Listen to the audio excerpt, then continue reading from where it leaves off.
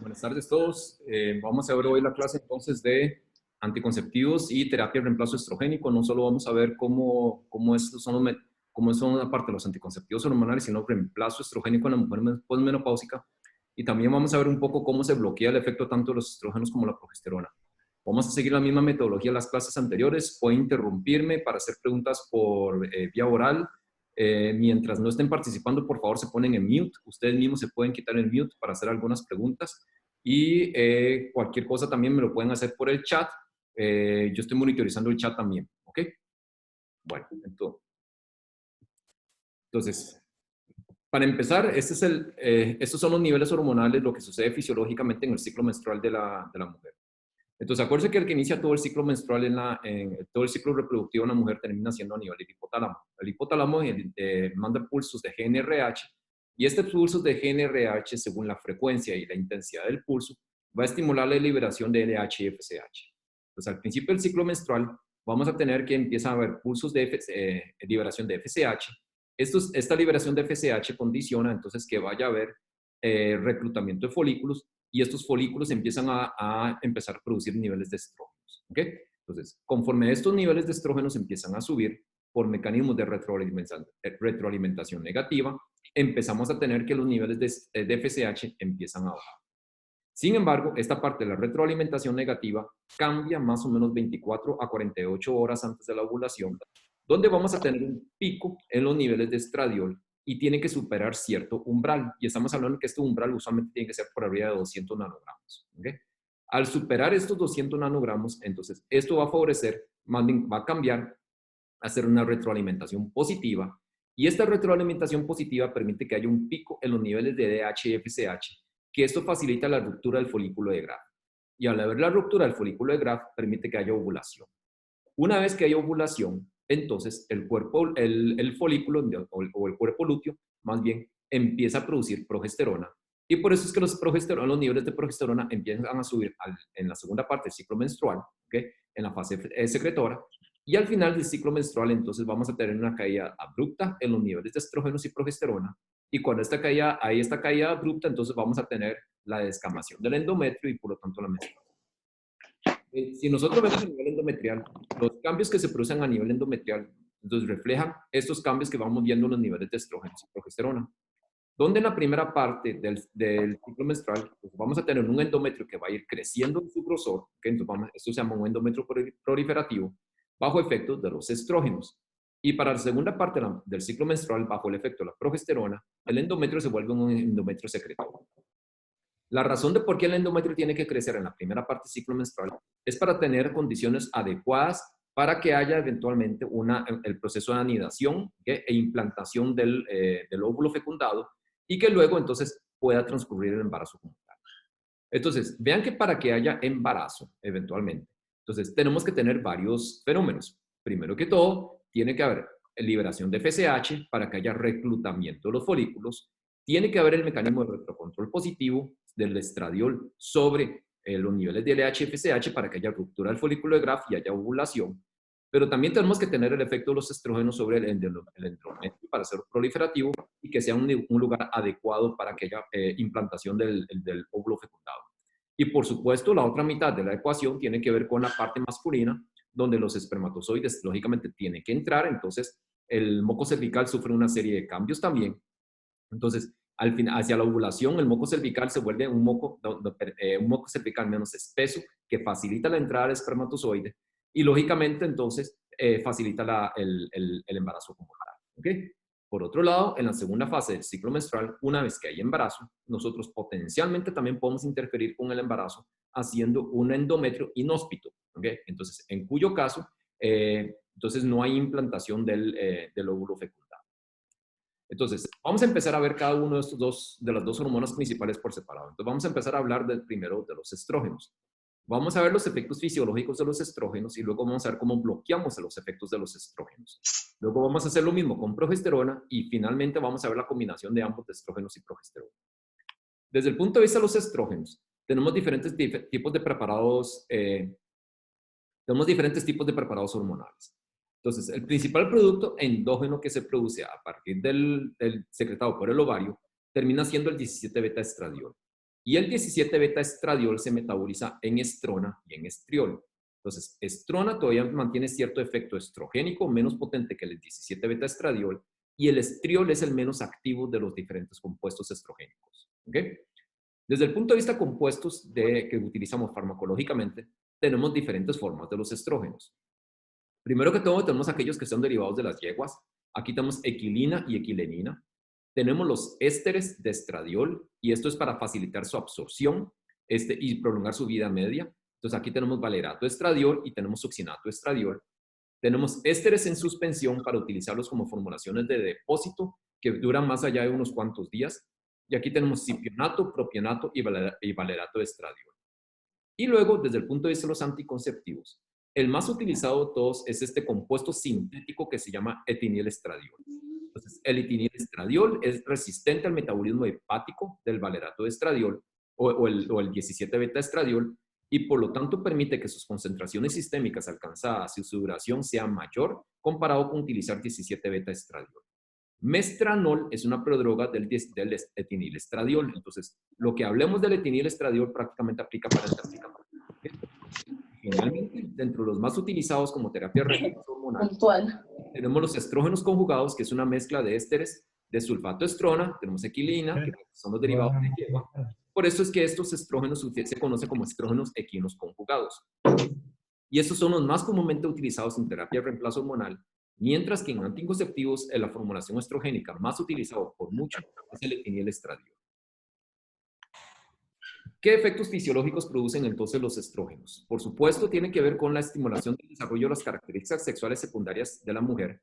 Entonces, esto tiene que ver, por ejemplo, con el depósito de grasa corporal. Entonces, por eso es que hay desarrollo mamario, acúmulo de grasa más a nivel de las caderas. Entonces, esto le confiere las características sexuales secundarias a la mujer.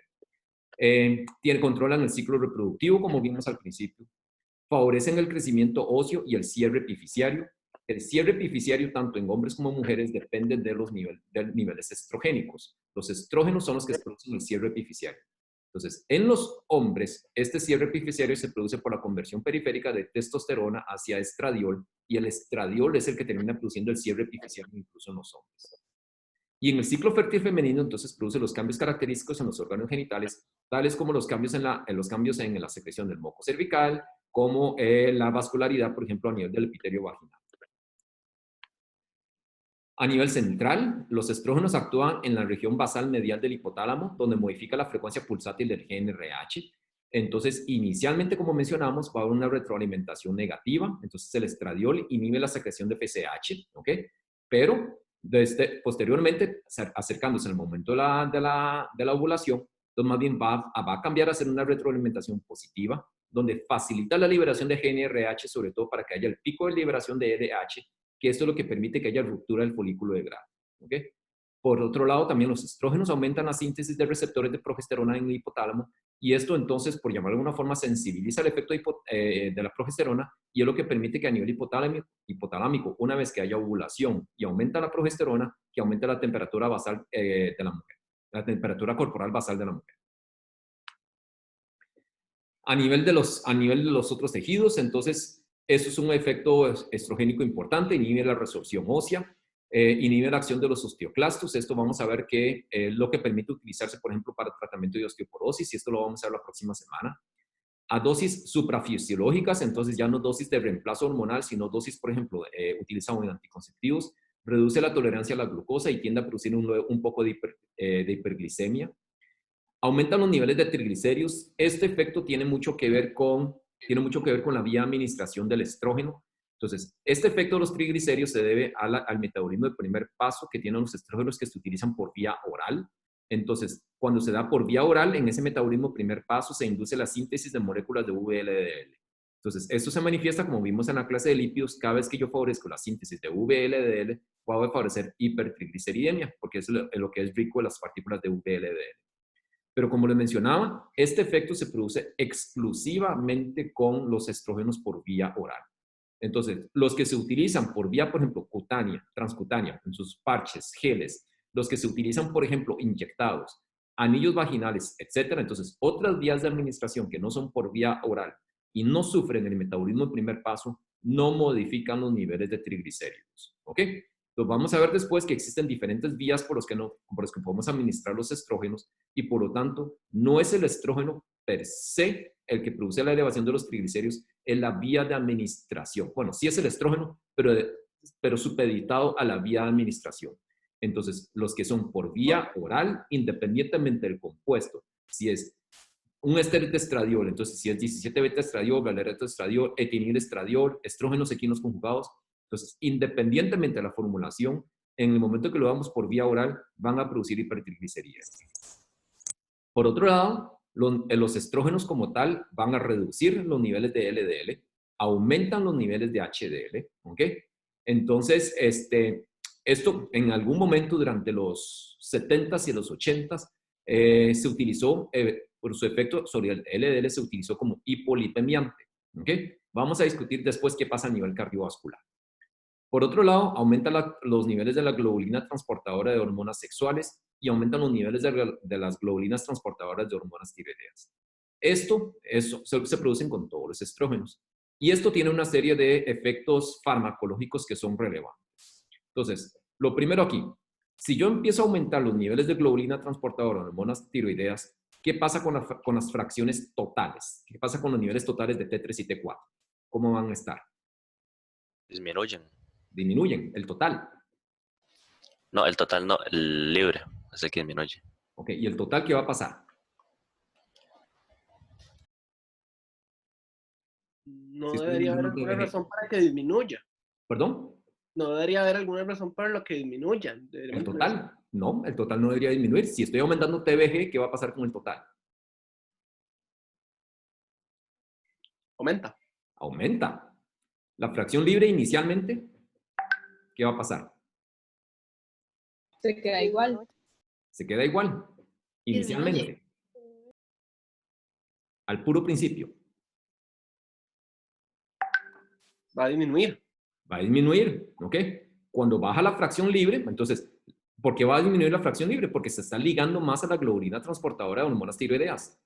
Una vez que baja la fracción libre, ¿qué pasa con el mecanismo de retrocontrol y qué pasa con niveles de TSH? Aumenta.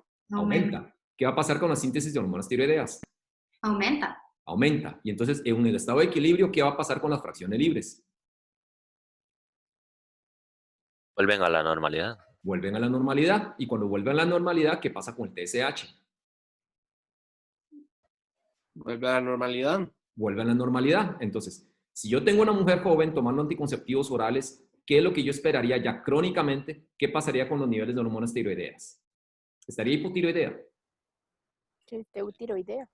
¿Estaría eutiroidea o hipotiroidea? Eutiroidea. Estaría eutiroidea. Entonces, si yo le mido el TSH, que es la forma de tamizar por disfunción tiroidea, ¿cómo va a estar los niveles de TSH en esta paciente? Normales. Normales. Y cuando yo veo T3 y T4, ¿cómo van a estar? Normales también. Todos estarían normales. Estaría aumentada. ¿Cuál Pero estaría aumentada? La fracción ligada a hormona a globulina. Ok, ¿eso cómo se reporta en el laboratorio? La total. La total estaría aumentada y la libre, Normal. normal. Y clínicamente está hiper, por tenerse total aumentado. No. No. Entonces, esto suena muy lógico, suena muy sencillo, pero es uno de los motivos más comunes de referencia a endocrinología. ¿Ok? Entonces, un T4 total elevado, con TSH normal, un T4 libre normal, clínicamente eutiroidea la paciente. ¿Qué hay que hacer en ese caso?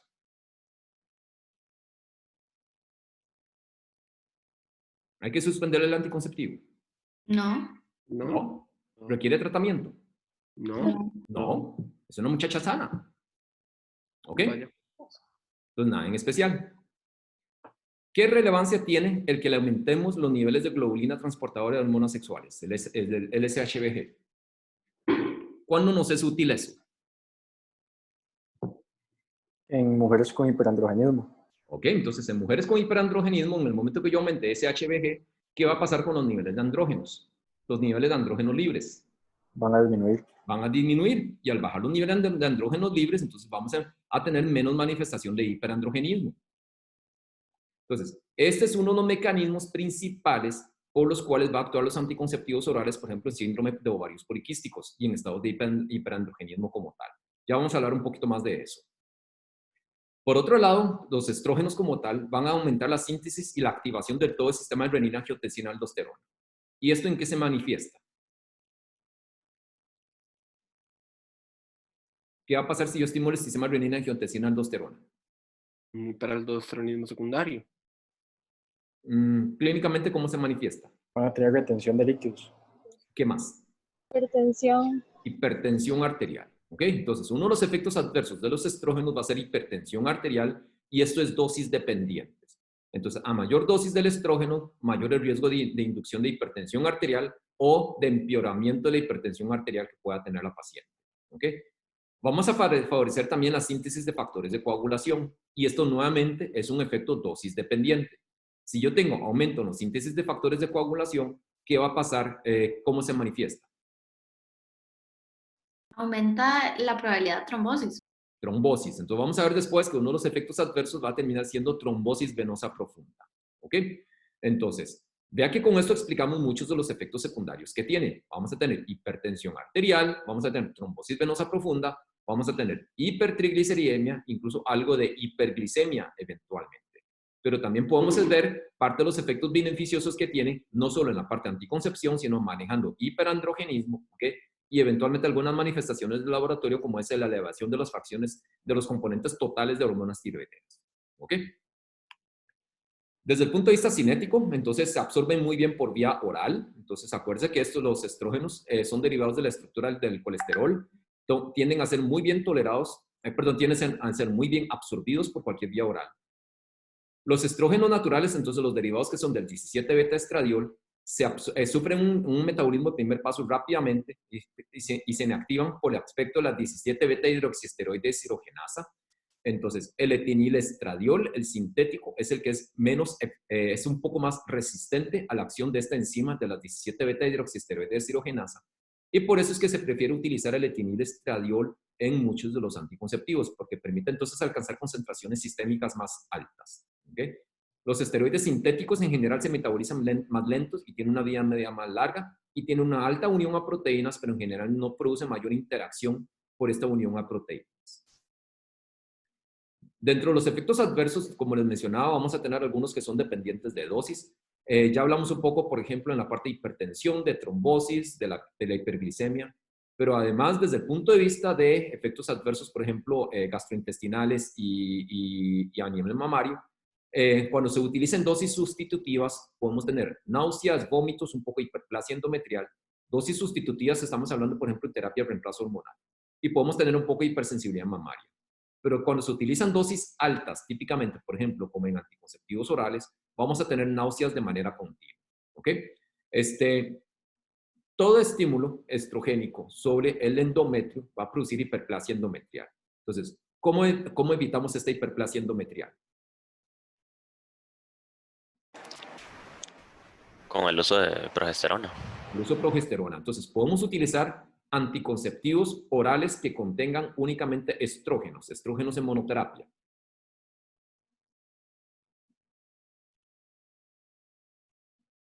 Podría existir.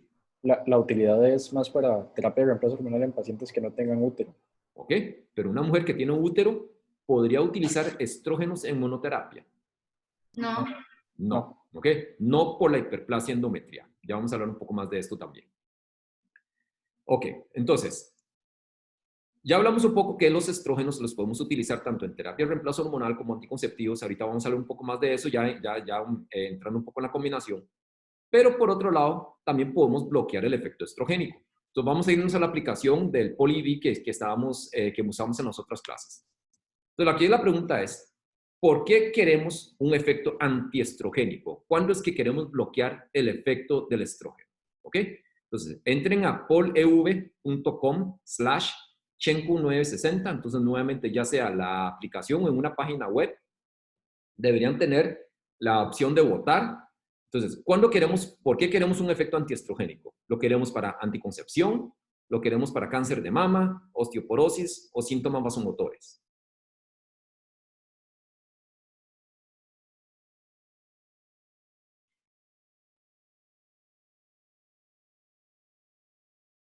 A ver, tenemos como 70 en la clase y han votado 30 personas.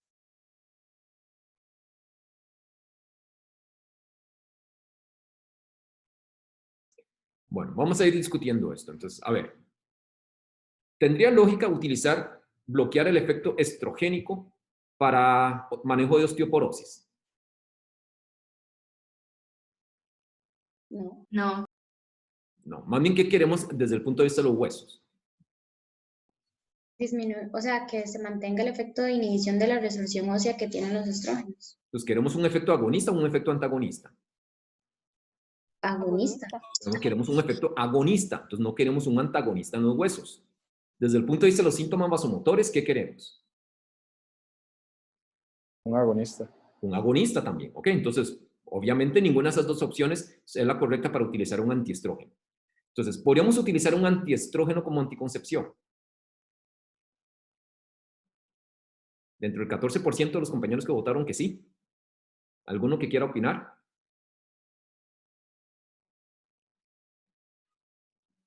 ¿Podríamos utilizarlo como anticoncepción? ¿Se podría usar? Si bloqueo el efecto estrogénico a nivel del endometrio, ¿qué va a pasar? ¿Vamos a tener un endometrio adecuado para implantación o no?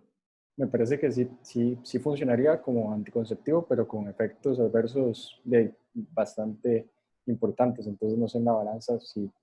¿Efectos mejor adversos utilizar. como qué, por ejemplo? Bueno, pues un osteopenia, aumento de los síntomas vasomotores, solo que sale ahí. Entonces la vamos a dejar hipogonádica.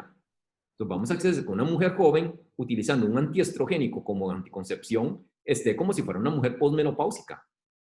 ¿Okay? Entonces no nos sirve desde el punto de vista de salud cardiovascular, salud ósea, aumento de la densidad mineral ósea, etc. ¿Ok? Entonces, estrictamente hablando, yo lo puedo utilizar como anticonceptivo, lo que pasa es que no es el perfil riesgo-beneficio, el riesgo probablemente sea mayor. ¿Ok? Luego, desde el punto de vista cáncer de mama, entonces acuérdense que cáncer de mama sí es estrógeno dependiente. Entonces, bloqueamos el efecto estrogénico sobre todo para evitar recurrencia de cáncer de mama. Entonces, vamos a discutir esto un poquito más. Primero que todo, entonces, nosotros podemos modular el efecto estrogénico a través de un grupo terapéutico que se llama SERMs. Estos son los moduladores selectivos del receptor estrogénico. SERMs es la sigla en inglés. Entonces, vea que estamos hablando de moduladores, no estamos hablando directamente ni que son agonistas ni antagonistas. Porque al final de cuentas el efecto agonismo o antagonismo va a depender del tejido del que estemos hablando. Entonces, dentro de estos, el primero que se utilizó ya desde hace mucho tiempo era el citrato de clomifeno. El clomifeno tiene un efecto antagonista a nivel del hipotálamo. ¿Okay? Entonces, ¿qué ganamos con tener un efecto antagonista hipotalámico? ¿Qué va a pasar como mecanismo de retrocontrol? ¿Qué pasaría con GNRH? Aumentaría. Aumenta. ¿LH y FSH? Aumenta. Aumentan. Aumenta. ¿Y en qué se traduce de eso? Aumenta la función ovárica.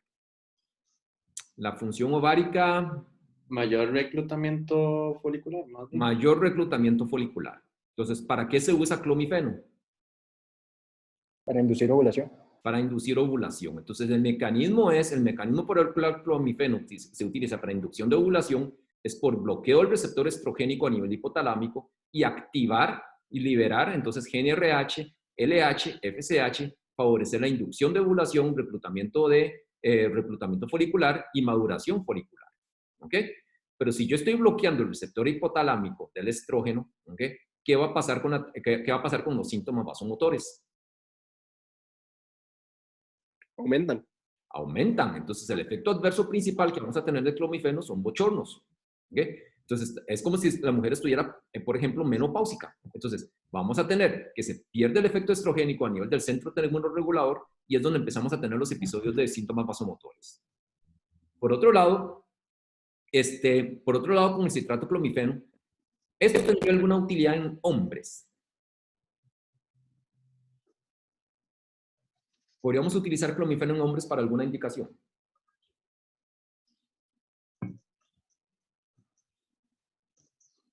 ¿Qué pasa si yo se lo doy a un hombre? Y aumentan los niveles de LH y FSH.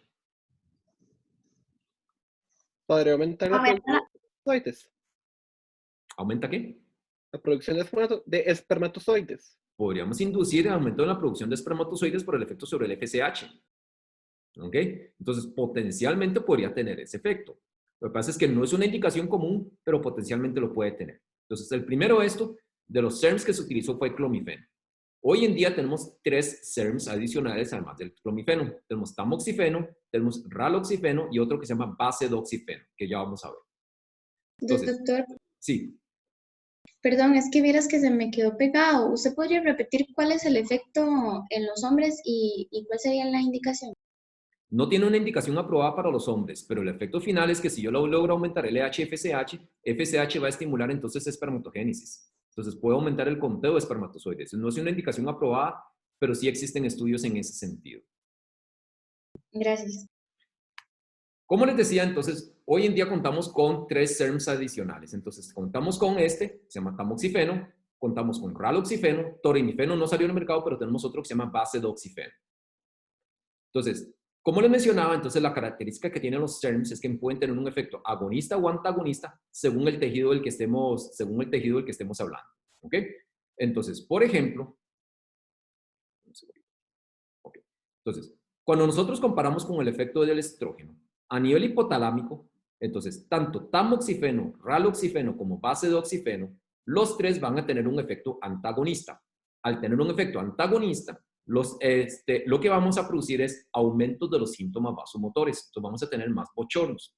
En cambio, los estrógenos claramente alivian los bochornos. A nivel endometrial, tamoxifeno tiene un efecto agonista parcial. Raloxifeno es neutro, igual que el basedoxifeno. Terminan siendo neutros a nivel endometrial. Tamoxifeno sí tiene cierto efecto agonista. El riesgo entonces de hiperplasia endometrial y sangrados uterinos va a ser menor que el que utilizar estrógenos como tal con tamoxifeno, pero va a ser mayor que con raloxifeno. Entonces, ¿cuál es uno de los efectos adversos que tiene el tamoxifeno? La hiperplasia endometrial. Hiperplasia endometrial y sangrado uterino disfuncional que se puede producir entre 5 y 6% de las mujeres que utilizan tamoxifeno.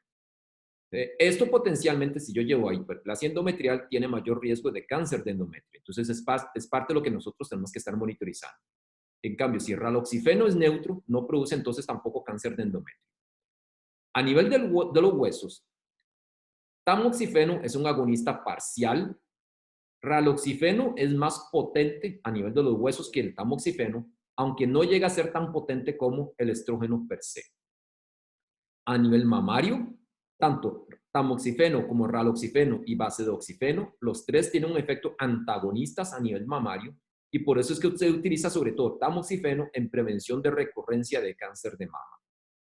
Desde el punto de vista del perfil de lípidos, tiene un perfil de lípidos favorable, entonces baja LDL, sube HDL. Sin embargo, desde el punto de vista de eventos cardiovasculares, terminan siendo neutros comparados con los estrógenos. Entonces, ni mejoran ni empeoran. Y trombosis venosa profunda tienen un efecto agonista sobre el sistema de coagulación, sobre los factores de coagulación. Entonces, tamoxifeno y raloxifeno terminan siendo muy similares a los estrógenos y van a aumentar el riesgo de trombosis venosa profunda. Como les mencionaba, por el efecto antagonista a nivel mamario, la indicación principal de tamoxifeno es en cáncer de mama. Entonces, eso se utiliza como prevención de recurrencia de cáncer de mama, con el inconveniente que un pequeño porcentaje de los pacientes van a ser hiperplasia endometrial y el efecto adverso más común van a terminar siendo bochornos. ¿Para qué se utilizaría raloxifeno? ¿Cuál es la indicación principal de raloxifeno? La osteoporosis. Osteoporosis. Entonces, la ventaja que tiene el raloxifeno sobre tamoxifeno es que va a tener un efecto, ¿okay? Un efecto a nivel óseo más potente que el tamoxifeno y por lo tanto la indicación principal de raloxifeno es el tratamiento de osteoporosis, que vamos a ver la próxima semana. Por otro lado, con raloxifeno, ¿qué pasaría con cáncer de mama? También tiene un efecto sobre el cáncer de mama. ¿Protector o aumenta? Protector. Protector. Entonces hay estudios de raloxifeno, incluso en mujeres, en prevención primaria de cáncer de mama que tienen alto riesgo por historia familiar y reduce la aparición de casos nuevos de cáncer de mama. Entonces, potencialmente ahí logramos matar 2 pájaros de un tiro. Entonces, en mujeres de alto riesgo de cáncer de mama podemos prevenir la aparición del cáncer de mama, además de tratarle la parte de la osteoporosis. ¿Qué va a pasar con los bochornos? Con raloxifeno. Sí, Sí, presenta. Si se presenta, ¿verdad? Entonces el efecto adverso principal igual van a terminar siendo bochornos. Entonces tamoxifeno se absorbe... Ajá. ¿Perdón? Basado en la tabla anterior, ¿verdad? Digamos, solamente en los datos que hay de esa tabla, yo podría concluir que el tratamiento de raloxifeno para cáncer de mama sería superior al de tamoxifeno por el efecto protector de osteoporosis y por el efecto neutro en cáncer de endometrio. Sin embargo, no hay estudios. Esa es una de las limitantes principales, ¿verdad? No hay estudios cabeza a cabeza contra tamoxifeno en recurrencia de cáncer de mama y por eso es que se sigue utilizando tamoxifeno, ¿verdad? Que es realmente con el que se tiene más experiencia. Gracias, doctor. Ok. Entonces, tamoxifeno se absorbe bien por vía oral, se elimina a través de la bilis. Como les mencionaba, entonces el efecto adverso principal termina siendo bochornos, puede producir sangrados transvaginales, alteraciones menstruales y un poco de náuseas y vómitos. Y raloxifeno es un derivado entonces del tamoxifeno que tiene mayor potencia estrogénica sobre hueso. Okay. El tercer SERM que les mencionaba ahí, que no estaba en la tabla, era base-doxifeno, con Z. Okay. Ese es un SERM de tercera generación que también es neutro a nivel del endometrio. A nivel de perfil de lípidos sigue siendo beneficioso, igual que el raloxifeno y tamoxifeno, entonces con reducción de LDL, aumento de HDL. No estimula el tejido mamario, entonces sigue teniendo un efecto antagonista a nivel del tejido mamario. Y algunos estudios sugieren que no produce bochornos. Sin embargo, ya estudios más grandes sí muestran que siempre sigue produciendo un poco de bochornos. Entonces, ¿para qué se utiliza base de oxifeno? ¿Cuál es la diferencia que tiene? ¿Cuál es la indicación que tiene base de oxifeno? Base de oxifeno se utiliza en forma de terapia reemplazo hormonal. Entonces, a ver, lo que hace la formulación que tiene base de oxifeno para reemplazo hormonal es combinar base de oxifeno con una dosis pequeña de estradiol. Entonces, esto lo que logra hacer es que el efecto del estradiol a nivel del sistema nervioso central va a tener el efecto agonista y por lo tanto, entonces alivia síntomas vasomotores. Pero por otro lado, tenemos el efecto entre el base de oxifeno y el estrógeno sobre el tejido óseo, entonces vamos a tener un efecto agonista y protege contra osteoporosis. Y a nivel del endometrio, ¿okay? Como vamos a tener el efecto bloqueador del base de oxifeno, aunque esté el efecto del estrógeno de la dosis pequeña, el estrógeno como tal, no hay hiperplasia endometrial porque lo estamos bloqueando con el base de oxifeno. Entonces, esto es una combinación que permite alivio de síntomas vasomotores con un efecto agonista en hueso, neutro en mama y neutro a nivel del tejido endometrial. ¿Ok? Entonces, la formulación que existe de base de oxifeno viene en una tableta fija combinado con una dosis pequeña de estradiol. Y la indicación principal no es para osteoporosis, sino que es para alivio de síntomas vasomotores. Hay una pregunta que es, ¿cuál es el efecto del base de oxifeno sobre agregación plaquetaria? No tanto sobre agregación plaquetaria, sino también, más bien sobre factores de coagulación, y es un efecto similar a lo que nosotros vemos con raloxifeno y tamoxifeno, y siempre aumenta el riesgo de trombosis venosa profunda. Entonces, hablando un poco de eso, si yo tengo una paciente que va para, por ejemplo, una cirugía electiva y está utilizando, pongámosle tamoxifeno, y va para una cirugía electiva, ¿qué tiene que pasar con el tamoxifeno?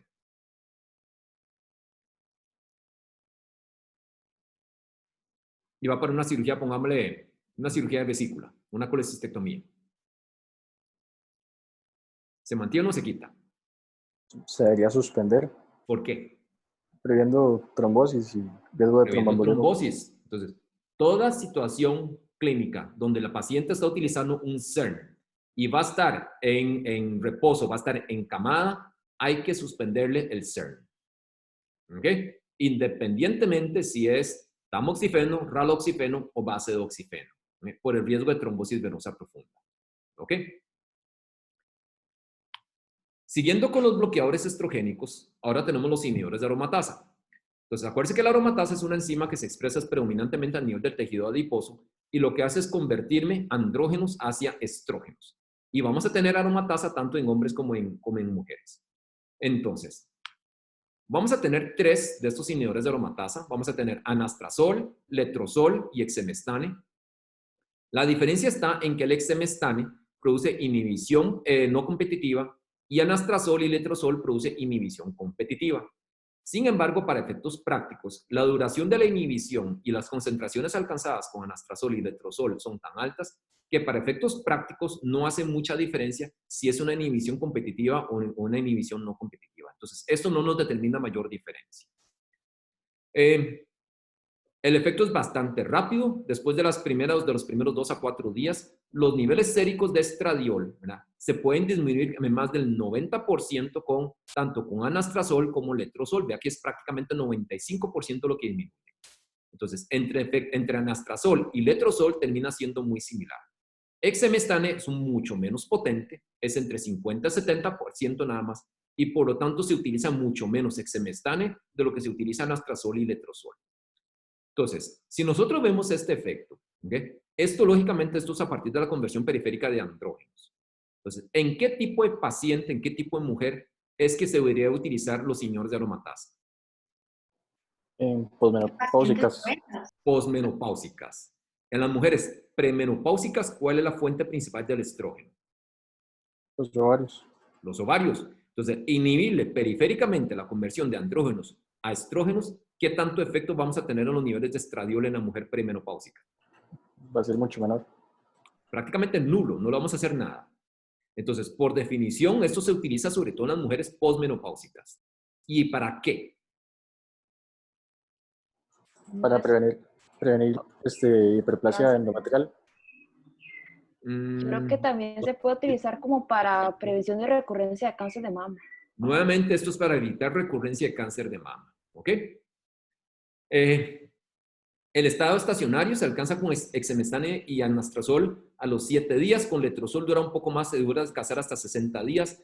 Esto para efectos prácticos no hace mucha diferencia porque una vez que se usa para evitar recurrencia de cáncer de mama, el tratamiento es entre 5 y 10 años. Entonces, el que sea un poquito antes, un poquito después que alcance el estado estacionario, si hay que utilizarlo por años, esto no nos hace mucha diferencia desde el punto de vista clínico. ¿Por qué se utiliza? Porque se utiliza para evitar recurrencia del cáncer de mama. Entonces, cáncer de mama es estrógeno dependiente. Por otro lado, células tumorales y el estroma a nivel del tejido mamario muchas veces son capaces de producir estrógenos por acción de una aromatasa local, que esto potencialmente lo podemos inhibir también con el uso de los inhibidores de aromatasa. Desde el punto de vista perfil de lípidos, anastrozol es neutro, letrozol produce un poco de aumento de colesterol total y LDL, ¿okay? Exemestane, baja colesterol total, HDL y triglicéridos. Sin embargo, desde el punto de vista cardiovascular se considera que son prácticamente neutros. Entonces, estos pequeños cambios en el perfil de lípidos no repercuten mayor cosa desde el punto de vista cardiovascular. ¿Qué pasaría con la densidad mineral ósea? ¿Qué pasa con los huesos, con los inhibidores de aromatasa?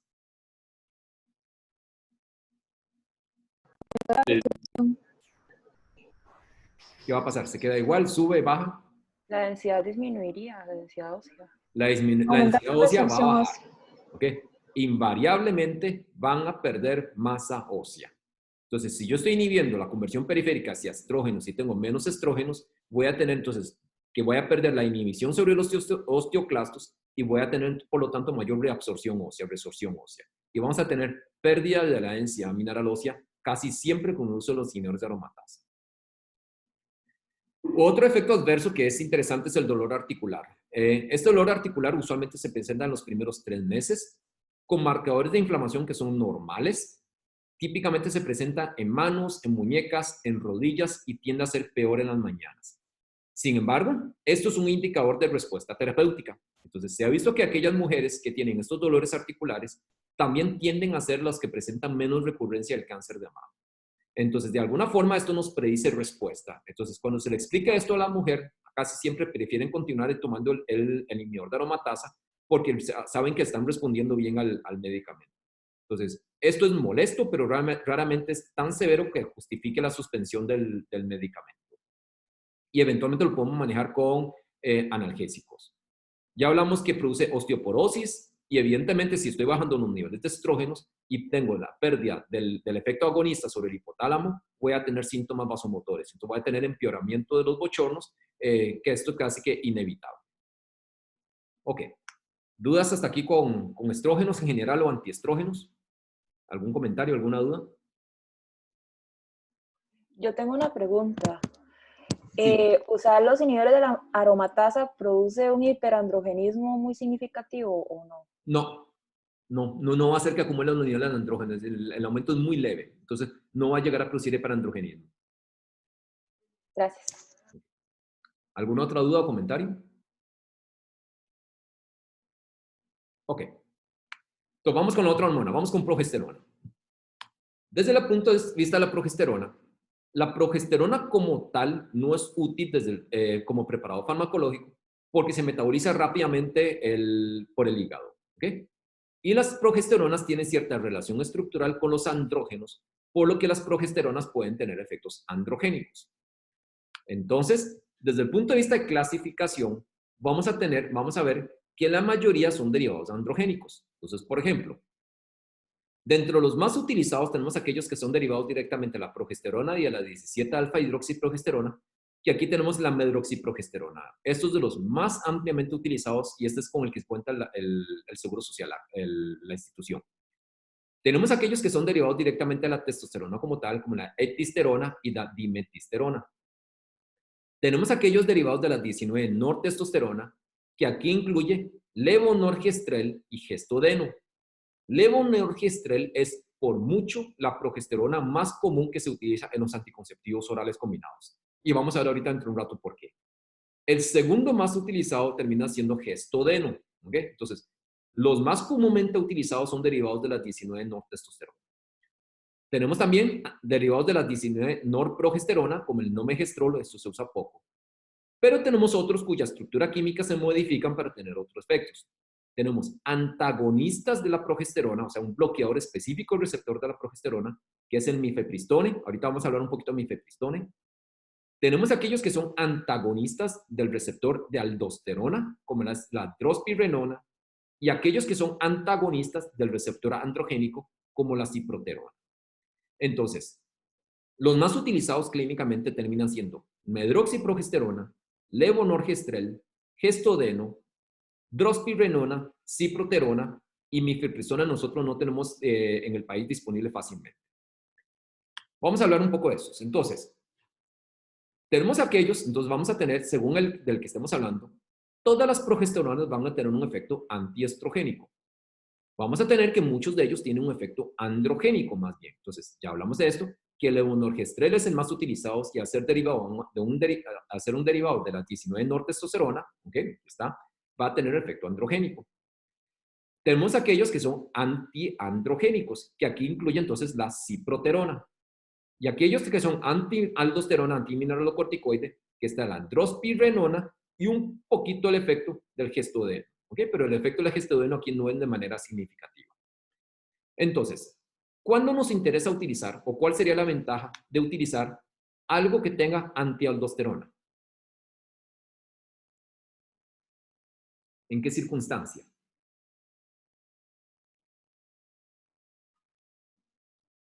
Retención de líquidos por parte de la paciente.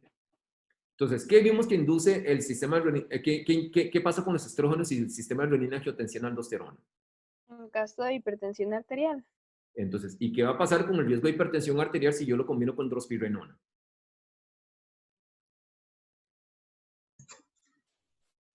¿Qué va a pasar con la presión arterial? De una combinación de estrógenos con drospirenona.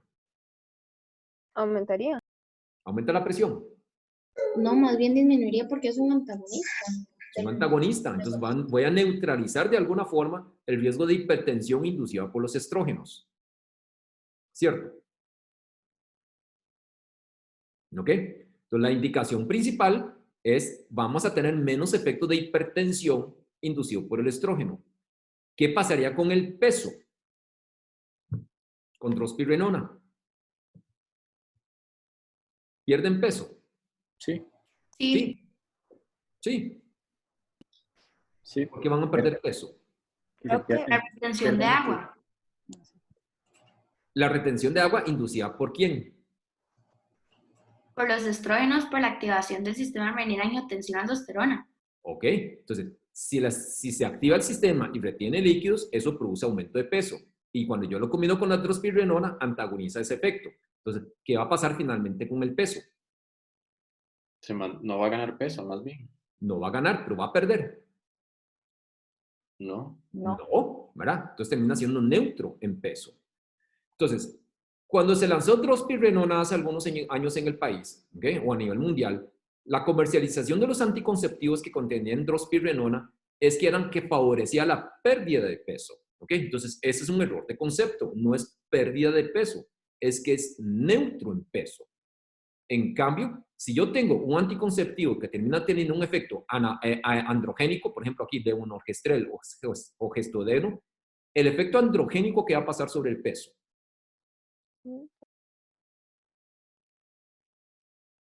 Si yo tengo un derivado de un andrógeno, lo va a incrementar. Aumenta de peso. Entonces, si yo lo comparo contra el norgestrel o gestodeno, va a producir mucho menos aumento de peso. Pero no es que la drospirenona me favorece pérdida de peso. ¿Quedamos claros? ¿Ok? Lo segundo aquí es, ¿cuándo me interesa utilizar ciproterona? ¿Cuándo quiero yo bloquear el receptor androgénico? En pacientes que tengan hiperandrogenismo como por ovario poliquístico, por ejemplo. ¿Ok? Entonces, este es el mercadeo principal de los anticonceptivos que contienen ciproterona. Entonces, se supone que podríamos bloquear el receptor androgénico y podría ser más beneficioso en aquellas mujeres que tienen hiperandrogenismo. Sin embargo, lo primero aquí es que las dosis de ciproterona que requieren para tener un efecto bloqueador del receptor androgénico como tal son dosis muy altas. Y la mayoría de los anticonceptivos orales combinados que contienen ciproterona no alcanzan esas dosificaciones. Eso en primer lugar. Y sin embargo, entonces, ¿por qué se utilizan? ¿O por qué es que funcionan los anticonceptivos orales combinados en poliquistosis ovárica? Un primer mecanismo ya lo vimos. ¿Okay? Entonces, que es el aumento del HCBG y eso va a hacer que los niveles de andrógeno libres disminuyan. Pero lo segundo aquí es, ¿cuál es la fuente de los andrógenos en la mujer que tiene poliquistosis ovárica? ¿De dónde viene? Hay una mayor resistencia a la insulina. Eso favorece la actividad de enzimas hiperandrogénicas. ¿A dónde? ¿De dónde se secretan ese exceso de andrógenos?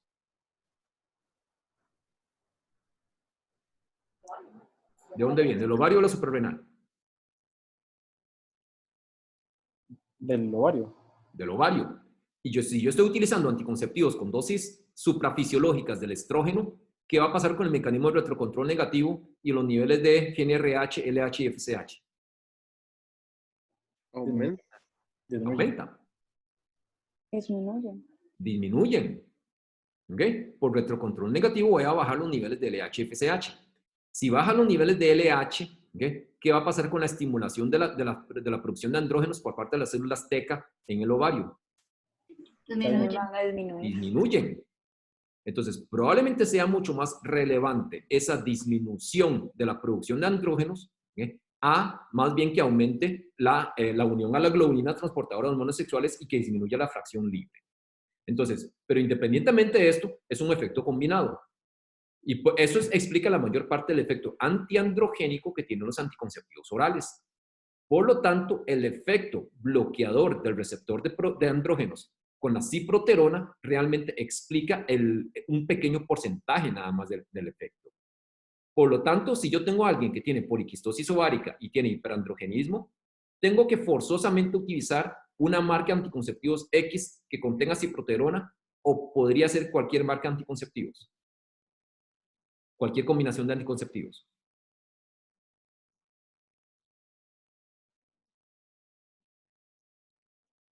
¿Qué piensa? Que podría ser cualquiera, pero tal vez favorezca más a la paciente usar uno con ciproterona. Podría ser cualquiera. Nuevamente, las dosis de ciproterona cuando son anticonceptivos orales combinados no son lo suficientemente altas como para que tenga un efecto bloqueador del receptor de andrógenos de manera significativa. Entonces, las dosis que se requieren son muy altas y eso no lo tienen los anticonceptivos orales combinados.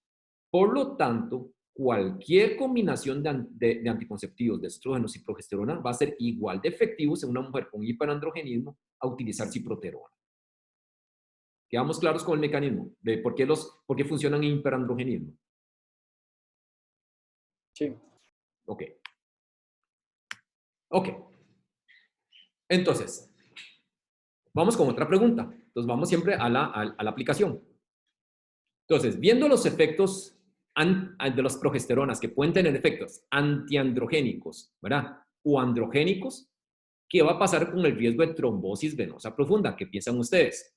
Entonces, los antiandrogénicos lo disminuyen. ¿Okay? Entonces, por ejemplo, que la ciproterona se asocia a menos riesgo de trombosis venosa profunda.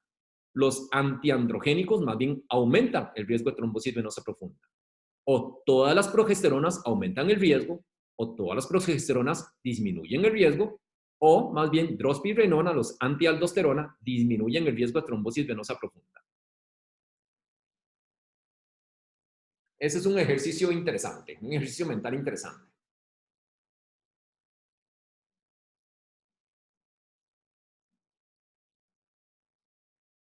Antes de discutir la respuesta, primero que todo, si yo utilizo progesterona sola, monoterapia, sin combinar con estrógenos, ¿aumentaría el riesgo de trombosis venosa profunda? Progesterona sola.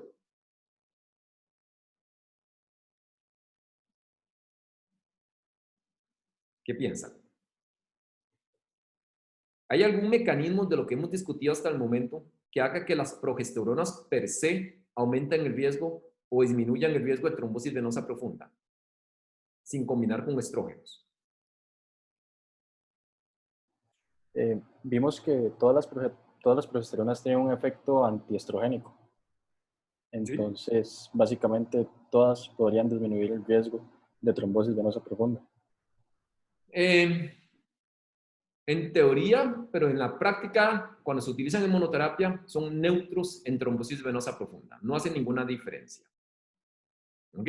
Entonces, esta pregunta viene sobre todo asociado a cuando combinamos con progesterona, pero cuando combinamos con estrógenos.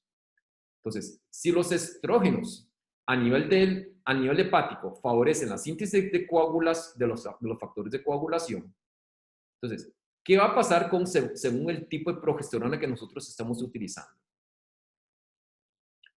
Entonces, si yo antagonizo el efecto estrogénico con algo que tiene efecto androgénico, ¿qué va a pasar con el riesgo, con la síntesis de factores de coagulación?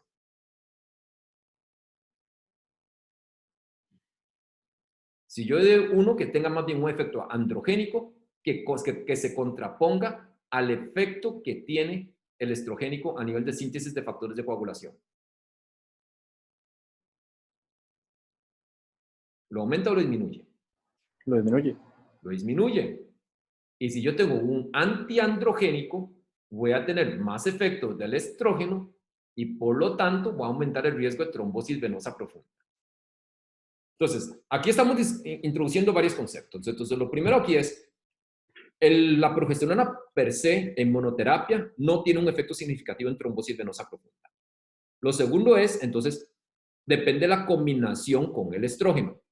Vimos hace un rato con los estrógenos que depende de la dosis del estrógeno. A mayor dosis, mayor riesgo de trombosis venosa profunda. Pero el otro lado de la ecuación aquí, entonces, depende de la progesterona con la que se vaya a combinar. Entonces, ya vamos a hablar un poquito de la parte clínica de eso.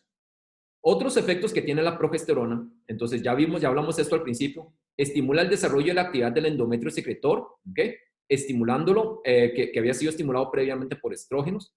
Entonces, si estaba siendo estimulado por estrógenos, lo convertimos en un endometrio secretor, pero si no venía estimulado por estrógenos, vamos a producir más bien atrofia glandular. Vimos también que donde caen los niveles de progesterona en conjunto con los niveles de estrógenos, entonces la mucosa se desprende y es lo que produce el sangrado menstrual. La progesterona como tal reduce la contractilidad del útero gestante. Vamos a tener que cambiar las características del moco cervical, entonces convierte en una secreción viscosa, espesa, la secreción de las glándulas endocervicales, y esto dificulta el paso del espermatozoide. Viendo estos mecanismos, podríamos tener anticonceptivos que sean de únicamente progesterona. Sí. Sí, ¿verdad? ¿Y cuál sería el mecanismo anticonceptivo? El moco cervical se vuelve más espeso. Moco cervical más espeso, atrofia del endometrio. Podríamos inhibir la liberación de gonadotropinas. ¿Iría el pico de LH? ¿Sí? Entonces, dando niveles suficientes, dando dosis suficientes, podemos evitar los picos de LH y FSH y por lo tanto entonces inhibimos la liberación de gonadotropinas y con eso inhibimos ovulación. ¿Okay? Reducimos la contractilidad, ¿okay?, del músculo liso, entonces incluye la contractilidad no solo del útero gestante, sino las trompas de falopio y por lo tanto entonces la movilidad del óvulo desde el ovario hasta la cavidad uterina también termina siendo menor. Eso puede producir más embarazo ectópico. Si disminuye la contractilidad en la movilidad de las trompas, las trompas de falopio. Sí. Sí. Sí. Entonces, el número total de embarazos ectópicos en mujeres utilizando progesteronas monoterapia es mayor que la mujer que no planifica. No, es menor. Es Hay menor. probabilidad de embarazo. Es menor porque quedan menos embarazadas, ¿verdad? Entonces, no. Entonces, no aumenta el riesgo de... potencialmente sí, pero cuando uno ve el número total de embarazos ectópicos termina siendo menor que la que no planifica porque sencillamente hay menos embarazos.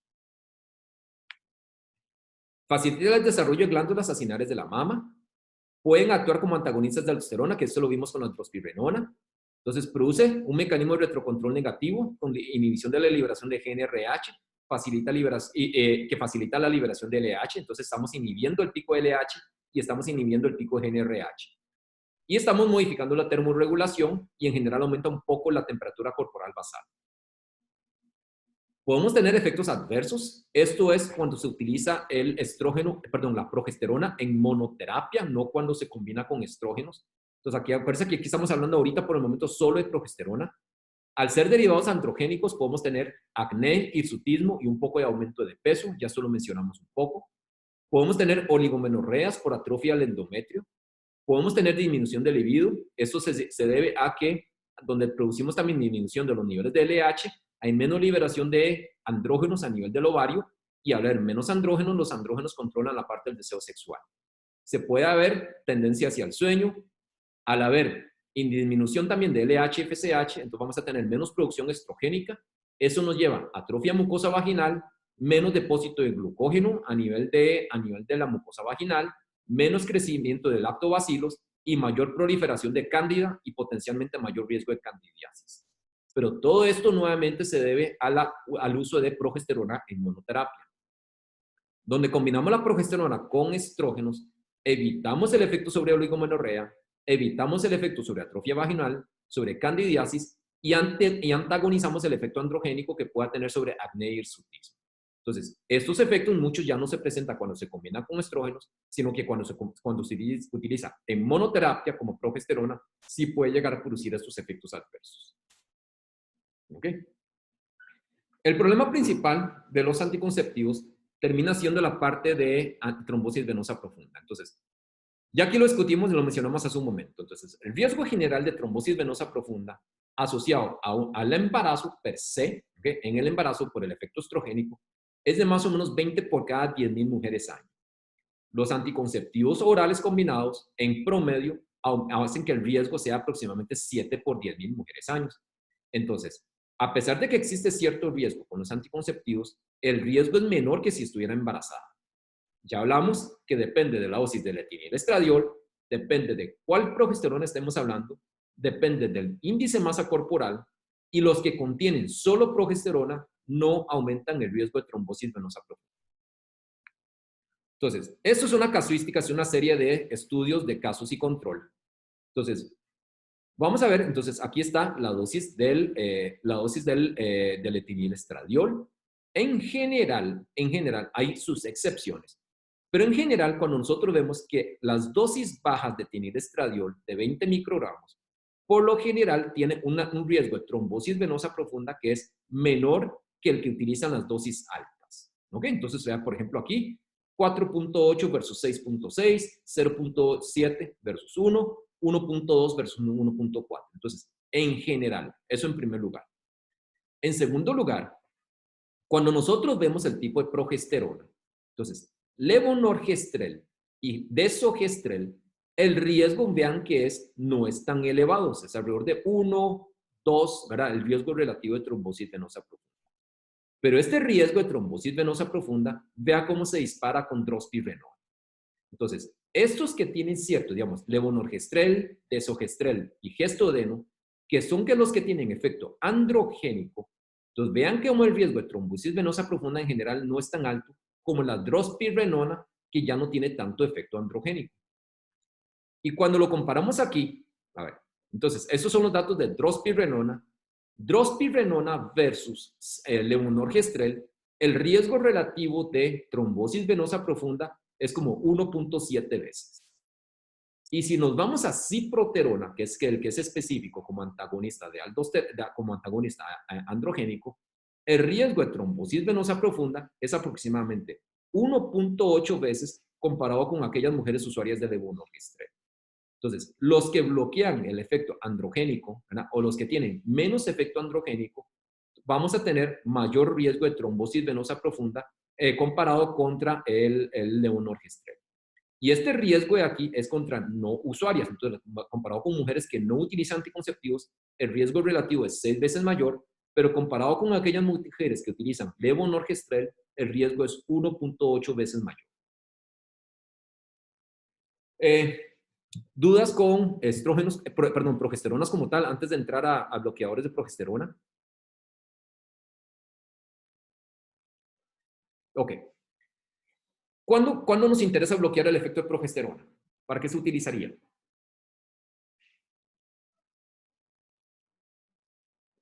¿En qué contexto clínico?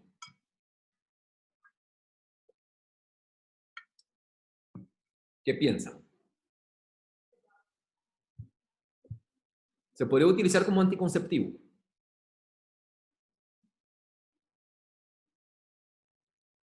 Sí. Sí. No, sí, porque no se desidualizaría el endometrio. ¿Sería un anticonceptivo o sería un abortivo? ¿No sería más bien un abortivo? Es más bien un abortivo, porque estamos bloqueando el efecto de la progesterona. Entonces, lo que estamos haciendo es que si el óvulo está implantado, estamos produciendo descamación del óvulo implantado, ¿ok? O si nosotros tenemos una mujer gestante en la segunda mitad del embarazo, ¿verdad?, y estamos estimulando la contracción uterina, estamos expulsando el feto, ¿cierto? Entonces, el que mencionamos que es antagonista de progesterona es el mifepristone. Mifepristone tiene una afinidad 5 veces mayor por el receptor de progesterona, ¿ok?, y actúa como antagonista. Entonces, actúa a nivel del endometrio, entonces, produciendo un efecto antiestrogénico, y vamos a producir necrosis temporal del endometrio y descamación del endometrio. Y en fases más avanzadas del embarazo, actúa como antagonista al miometrio, entonces facilitando las contracciones y la expulsión del feto. Entonces, estos de los medicamentos más utilizados a nivel mundial como abortivo. Y por otro lado, también mifepristone se podría utilizar como inductor de parto. Entonces, si se utiliza ya en un embarazo de término, esto favorece el mecanismo de parto. Entonces, mifepristone es de los medicamentos, por lo menos en el país, que el aborto es ilegal. Entonces, mifepristone es de los medicamentos que se venden en el mercado negro como abortivo. Entonces, de las sustancias que son controladas a nivel institucional, no es común, ¿verdad? Es bastante poco común que se utilice como inductor como inductor de parto. El uso más común es en los países del mundo donde el aborto es legal, entonces se utiliza como abortivo. Sin embargo, ¿ok?, tiene otra indicación. Y al igual que la mayoría cuando estamos hablando de que son antagonistas, entonces la selectividad del antagonismo depende de la dosis. Y resulta que el mifepristone a dosis altas pierde la selectividad por el receptor de progesterona y empieza a actuar en el receptor de glucocorticoides. Entonces, a dosis altas el mifepristone bloquea el receptor de glucocorticoides y es una de las terapias aprobadas para manejo de síndrome de Cushing. Entonces, si yo bloqueo el receptor de glucocorticoides, no tengo las manifestaciones del Cushing. El problema con esto es cómo monitorizamos la respuesta en Cushing. Entonces, usualmente, ¿cómo sabemos si una terapia está funcionando en Cushing o no? ¿Con qué lo monitorizamos? ¿Qué medimos? Los niveles de cortisol. ¿En qué? ¿En sangre? ¿En orina de 24 horas? ¿En qué se mide usualmente? En saliva. Saliva es uno de tantos, no está tan validado. ¿Qué es lo que se usa más frecuentemente?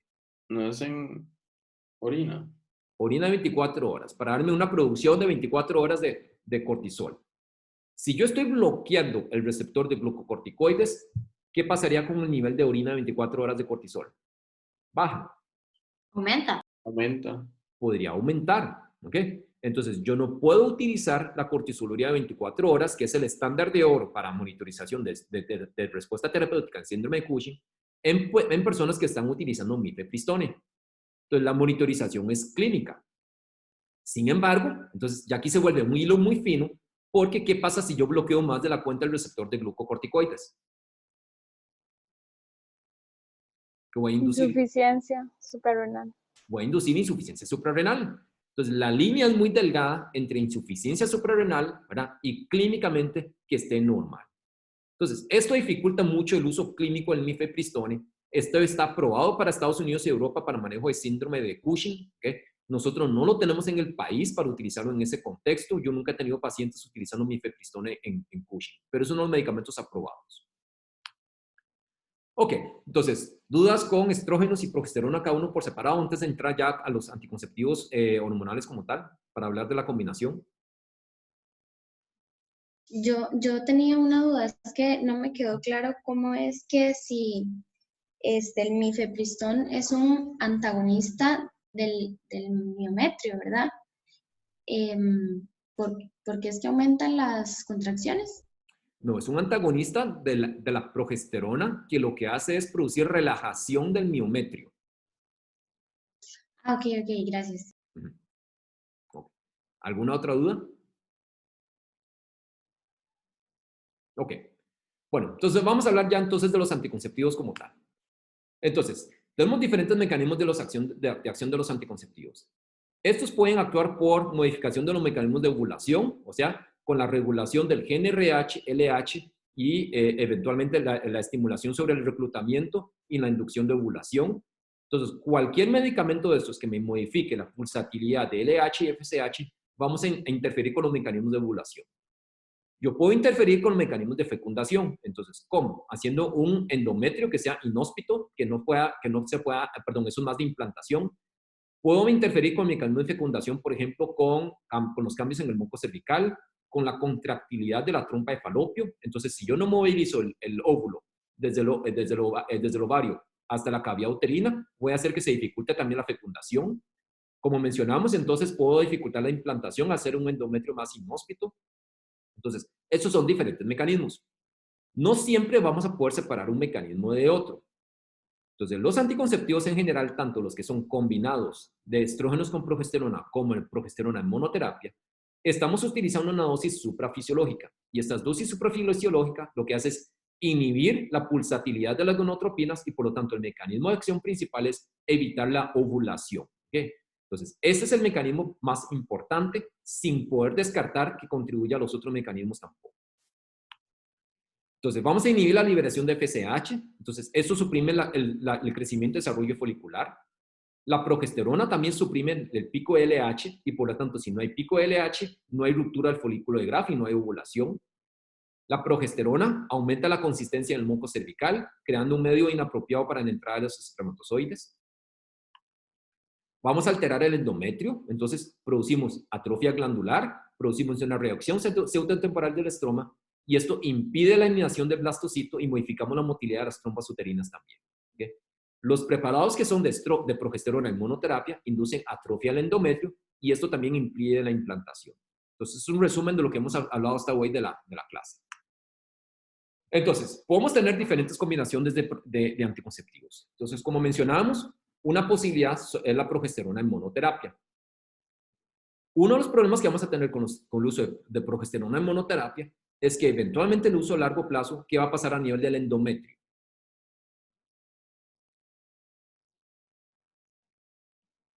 Progesterona monoterapia a largo plazo y el endometrio, ¿qué va a pasar? Hay atrofia endometrial. Atrofia. ¿Y eso cuándo se vuelve relevante? Cuando la mujer sí quiera quedar embarazada. Entonces, cuando quiera revertir la fertilidad, le va a costar más volver a quedar embarazada. Eso hace que las progesteronas en monoterapia no se recomiende tanto en mujeres jóvenes. ¿Okay? Esto es usualmente ya para las mujeres que tienen paridad satisfecha.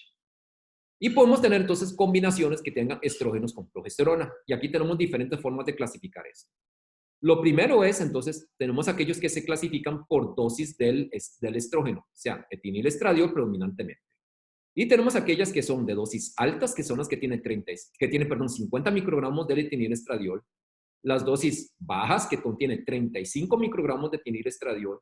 Y tenemos aquellos que son de microdosis, que contienen 20 microgramos de etinilestradiol. Ya vamos a hablar un poquito más de eso en un momento.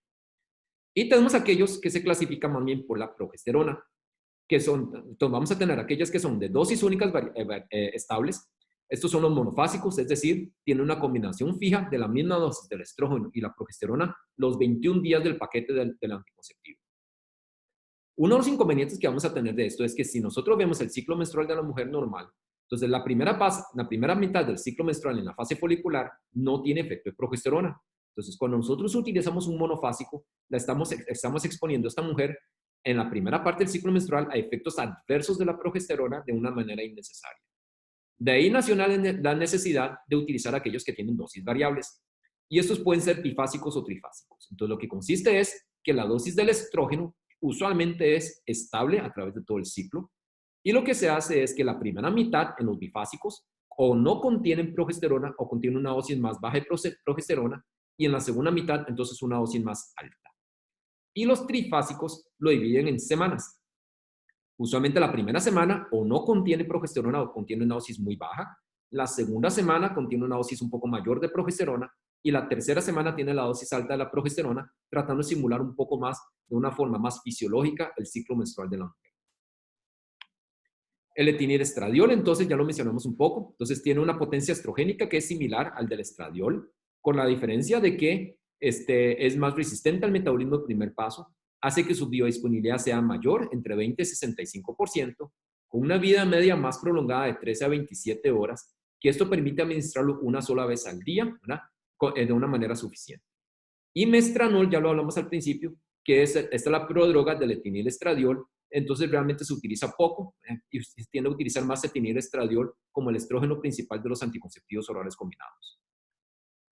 La progesterona, entonces usualmente se combinan, el más común ya hablamos, levonorgestrel, gestodeno, desogestrel, estos son algunos que con alguna frecuencia, o combinados con ciproterona o drospirenona. Entonces, estos con efecto androgénico, menos efecto androgénico mucho menos efecto androgénico con ciproterona, un poquito menos con drospirenona, pero ya hablamos que es ciproterona cuando se combina con los anticonceptivos que contienen estrógenos. Las dosis que tiene ciproterona no son suficientemente elevados para tener un efecto antiandrogénico importante. Entonces, como les mencionaba, los monofásicos tienen la misma dosificación del estrógeno y la progesterona constante durante los 21 días del paquete. Los bifásicos, entonces usualmente los primeros 10 a 14 días, tienen o solo estrógenos o una dosis baja de la progesterona, y en la segunda mitad entonces se aumenta la dosis de la progesterona. Y los trifásicos, entonces usualmente tienen una modificación secuencial de la dosis. Usualmente la progesterona va aumentando la dosis según si es la primera, la segunda o la tercera semana. Y podemos tener aquellos que son continuos, y eso es un concepto interesante. ¿Hay alguna razón fisiológica para que la mujer sangre mes a mes, que tenga la menstruación mes a mes? ¿Hay una para razón evitar la fisiológica? hiperplasia endometrial. Eventualmente, si no ovula, digamos, si no produce progesterona, puede llegar a producir hiperplasia endometrial, es cierto, en la mujer que no está planificando. En la que está planificando, tendría que sangrar mes a mes. En la que está utilizando anticonceptivos orales combinados y tiene tanto el efecto del estrógeno como la progesterona.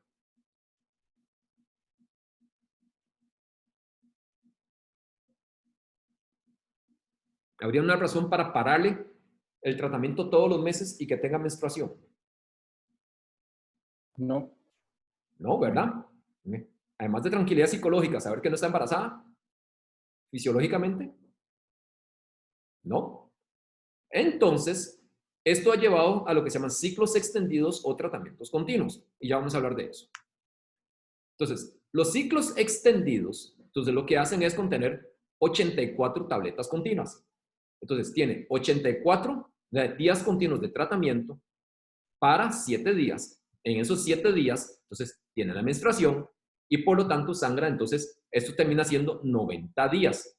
Entonces, esto hace que la mujer tenga 4 episodios de sangrados uterinos al año. Y lo que contiene son 30 microgramos de etinilestradiol con la dosis estándar del levonorgestrel. Entonces, esto en Estados Unidos es una formulación que se llama seasonal, ¿verdad? Lo que quiere decir es que la mujer va entonces a tener un episodio de sangrados menstruales por estación. Entonces, una vez en el verano, una vez en el otoño, una vez en invierno y una vez en primavera. Pero realmente si nosotros entendemos cómo funciona esto, aunque nosotros no tengamos esa marca como tal aquí en el país, esto lo podemos hacer con cualquier marca de anticonceptivos que contenga esta misma dosificación, ¿verdad? Y esto incluso la misma el mismo Seguro Social tiene esta dosificación de anticonceptivos. ¿Okay? Pero ¿cuál sería el cuidado que habría que tener? ¿Con qué tipo de estos anticonceptivos son los que podemos hacer este ciclo extendido? ¿Con los monofásicos, los bifásicos o los trifásicos? Con los trifásicos. Con los trifásicos. Con los monofásicos porque la dosis sería constante. Los monofásicos para que la dosis sea constante. Si yo lo hago con los trifásicos, donde yo vuelvo a ciclar al siguiente mes y empezó con la primera semana con dosis muy bajas o sin progesterona, ¿qué va a pasar?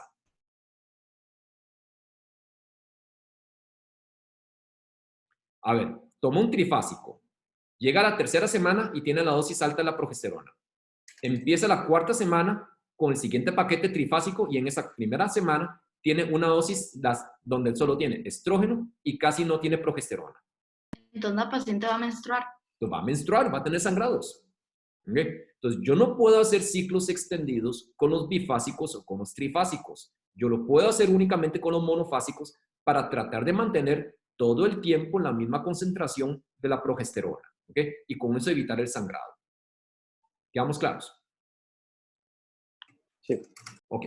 Entonces, cuando nosotros tenemos estos ciclos extendidos, más bien vamos a tener menores ciclos de sangrado porque por el efecto crónico que tenemos de la progesterona va a tender a producir un poco de atrofia endometrial.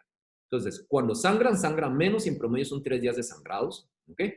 Otros lo que hacen es, entonces, después de los 84 días, le agregan 7 días adicionales de solo estrógenos, ¿okay? A dosis más baja, sin la progesterona, para que sangre, pero no quitar totalmente los estrógenos para evitar síndromes de deprivación. Entonces ahí es donde vienen a veces los cambios del estado de ánimo asociados. ¿Okay? Sin embargo, la desventaja que tienen estos ciclos extendidos es que muchas mujeres en medio del periodo de los 84 días pueden tener sangrados intermenstruales por desprendimientos irregulares del endometrio. Entonces, a pesar de que sangran cada 4 meses y tienen menos episodios de sangrados, en medio de los periodos pueden tener un poquito de manchados intermenstruales. Es una de las desventajas. ¿Okay? Por otro lado, entonces yéndonos todavía más allá, existe otra formulación que tiene 20 microgramos de etinilestradiol con 90 microgramos de levonorgestrel de forma continua. Entonces ya aquí no se para ni siquiera cada 84 días, sino que se utiliza de forma más continua. Entonces, esto hace que los sangrados intermenstruales se vuelvan cada vez más común, en mayor tiempo se use, y entre más tiempo de uso, mayor tasa de amenorrea. Por otro lado, de los anticonceptivos, de los ciclos normales que hacen que la mujer sangre cada 28 días, tenemos aquellos que tienen lo que se llaman, algunas formulaciones que tienen alternativas para manejar el síndrome disfórico premenstrual. Entonces, esto es tratando de minimizar el tiempo que se queda la mujer sin hormonas. Entonces, esto se utiliza para aquellas mujeres que quieren tener ciclos menstruales regulares, pero de menor duración. ¿Okay? Lo que hace es tener 24 tabletas activas en lugar de 21 y 4 días de placebo. Esto produce un poco más de supresión del eje. Entonces, lo que hace es que a partir del día 21, entonces los días 22, 23, 24, las concentraciones bajan gradualmente, luego para no ser una supresión tan súbita, y luego 25, 26, 27, 28, los últimos 4 días son tabletas de placebo. Es decir, día 1 al 21 es monofásico. 22, 23, 24, baja un poco la dosis. 25, 26, 27, 28 son placebo y en esos 4 días sangra y luego entonces empieza el paquete nuevo. Esto suprime un poco más el eje, todavía con menos posibilidad de ovulación y cuando se combina con drospirenona está indicado sobre todo para el manejo del síndrome disfórico premenstrual porque al producir una caída más gradual de los niveles de estrógenos y progesterona, entonces produce menos cambios del estado de ánimo como parte de las características del síndrome premenstrual. Tenemos otras vías de administración, esto lo mencionamos un poco al principio. Tenemos los parches. Los parches, entonces, contenían 150 microgramos de esta otra progesterona que es norelgestronim y 20 microgramos diarios de etinilestradiol. Se aplican una vez por semana. Entonces, se aplican 3 semanas de manera consecutiva, se descansa una semana. Entonces, 1 por semana por 3 semanas. En la semana que descansa, entonces va a tener el sangrado. A pesar de que el etinilestradiol es más resistente al metabolismo del primer paso, sigue teniendo cierto grado de metabolismo del primer paso. Vea que hablamos de que la biodisponibilidad era alrededor de un 70-75% cuando se da por vía oral, pero no es un 100%. Entonces, cuando nosotros lo damos en forma de parches, la biodisponibilidad es mayor porque se brinca el metabolismo de primer paso. Entonces, los niveles sistémicos del etinilestradiol va a ser mayor comparado con las formas orales. Al tener niveles más altos de etinilestradiol, se traduce en mayor riesgo de trombosis venosa profunda. Entonces, el riesgo de trombosis venosa profunda con parches es mayor que el riesgo con anticonceptivos orales. Esto llevó a que se retiraran los parches de Costa Rica. Nosotros anteriormente teníamos en el país y por ese riesgo de trombosis venosa profunda, la compañía que lo traía decidió no seguirlos trayendo al país. Sin embargo, en otros lados del mundo se siguen comercializando. ¿Okay? Alguien me decía en unos otros años, ¿no podría hacerse una formulación con una dosis más baja de etinilestradiol? Sí, lo que pasa es que no existe, ¿verdad? Pero si alguien lo quiere desarrollar, eso podría ser una alternativa. Y esto perfectamente es una alternativa válida en la forma de parche, porque lógicamente la adherencia por parte de la paciente sería mayor por no tener que tomarse la pastilla. Y por otro lado, evitamos la hipertrigliceridemia que se puede llegar a producir por la formulación oral. Entonces, como les decía, entonces el riesgo con los parches es el riesgo de trombosis venosa profunda.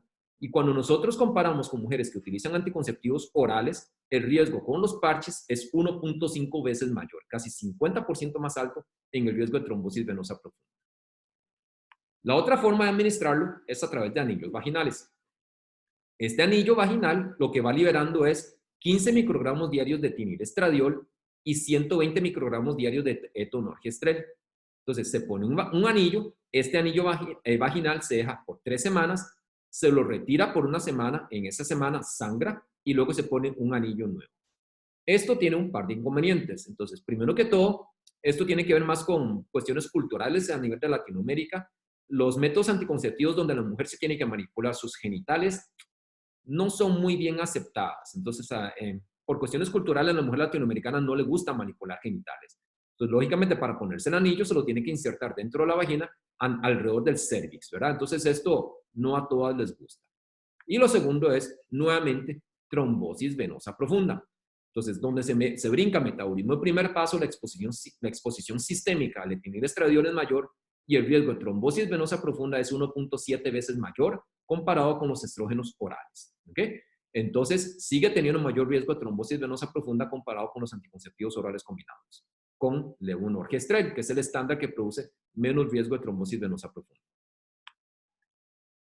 Aquellos que contienen solo progesterona, entonces también se conoce como mini píldoras o unitarios.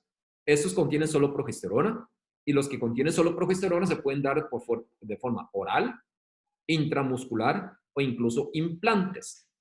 Entonces, al ser solo progesterona, puede producir sangrados irregulares debido a la descamación errática del endometrio, ¿okay? De un endometrio hipotrófico. Y a veces podemos tener estos de progesterona acoplados a DIUs, a dispositivos intrauterinos, que van liberando progesterona a nivel local. Acuérdense que uno de los efectos a nivel que tenemos con los dispositivos intrauterinos en general es que van a tender a producir mayor riesgo de sangrados transvaginales, sangrados uterinos, y este riesgo se disminuye cuando se acopla a progesterona por el efecto que tiene la progesterona sobre atrofia endometrial. ¿Okay? ¿Cuál sería la ventaja de utilizarlo de forma intramuscular o implantes comparado con las pastillas? ¿Cuál sería la ventaja? Esos implantes son como unos tubos chiquititos que se insertan subcutáneo, usualmente en el antebrazo, y tienen diferentes duraciones de acción, pero usualmente son al menos de 5 años. A la paciente nunca se le va a olvidar la dosis. Adherencia. ¿Okay? La ventaja fundamental es adherencia. Entonces, ¿qué tipo de paciente? ¿Para qué tipo de paciente lo desearíamos? En adolescentes. Adolescentes. Entonces, a ver, discutamos un poco eso. La adolescente es la paciente ideal para utilizar un anticonceptivo oral que contiene solo progesterona. No. ¿Por qué? Por eso del riesgo que habíamos dicho de que el endometrio se atrofie. Ok, entonces potencialmente va a durar más tiempo en revertir la fertilidad. Eso es una consideración. ¿Qué más? ¿Qué va a pasar con los efectos estrogénicos de esta muchacha?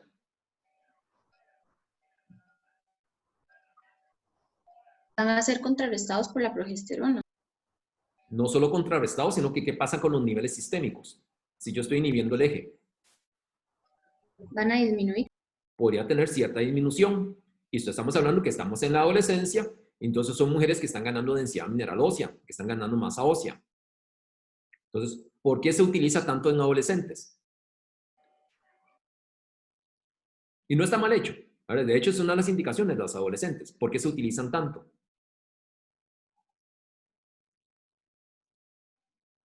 ¿Qué es más riesgoso, un embarazo en un adolescente o estos potenciales efectos? Yo creería que el embarazo. Usualmente el embarazo, ¿no? Más allá del riesgo médico, está toda la parte social, ¿verdad? Social, educativa, económica, etcétera, asociado al embarazo adolescente. Entonces, las adolescentes usualmente son muy mal adherentes a los anticonceptivos orales.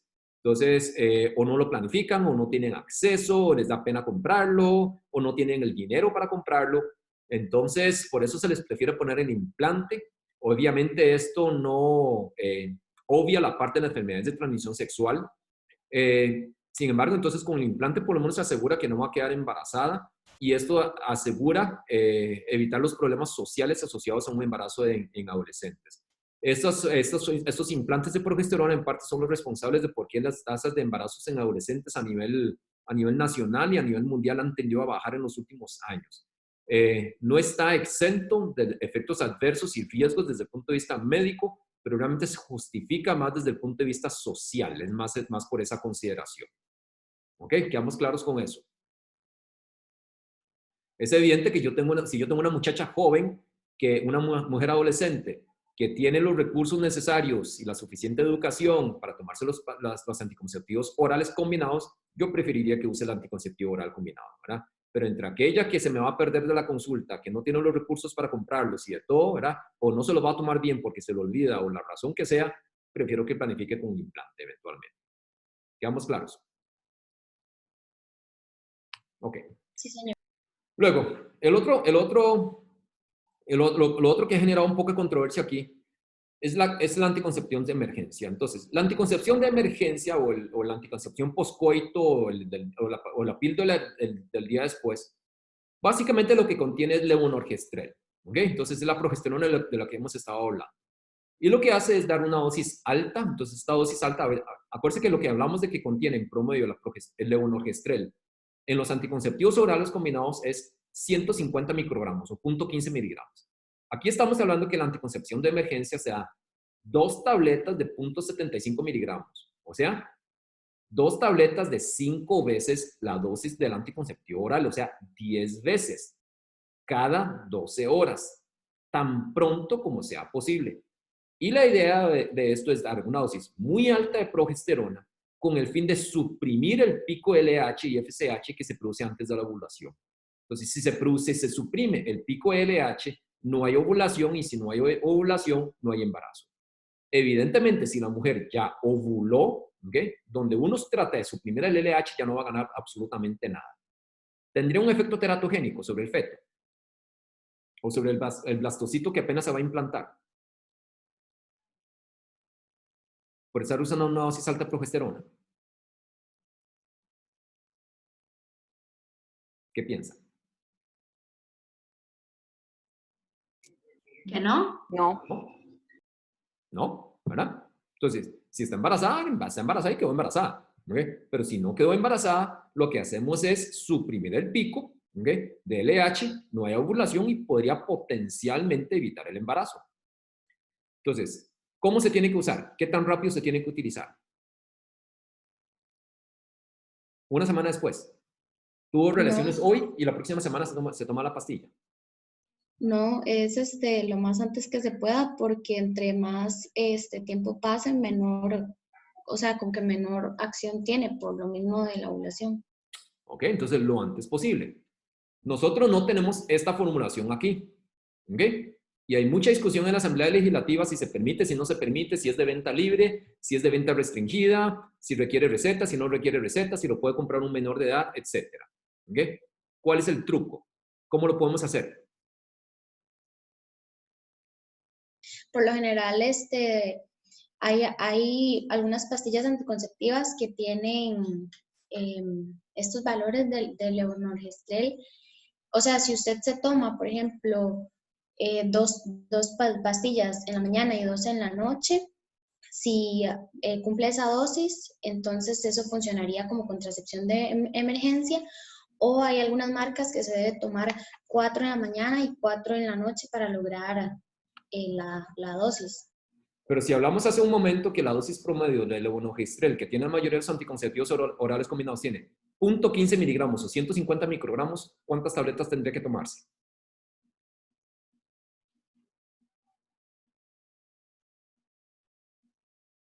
¿A cuánto equivale una tableta de 0.75 en anticonceptivos orales combinados? A 5. 5. Entonces sería 5 es una tableta. Entonces tiene que tomarse 2 tabletas. Entonces, ¿cuántos de anticonceptivos orales combinados? 10. 10 tabletas cada 12 horas. Y se acabó. ¿Cierto? Sería el equivalente. ¿Cierto? Sí. Va a pasar algo con haberse tomado una dosis muy alta de estrógenos.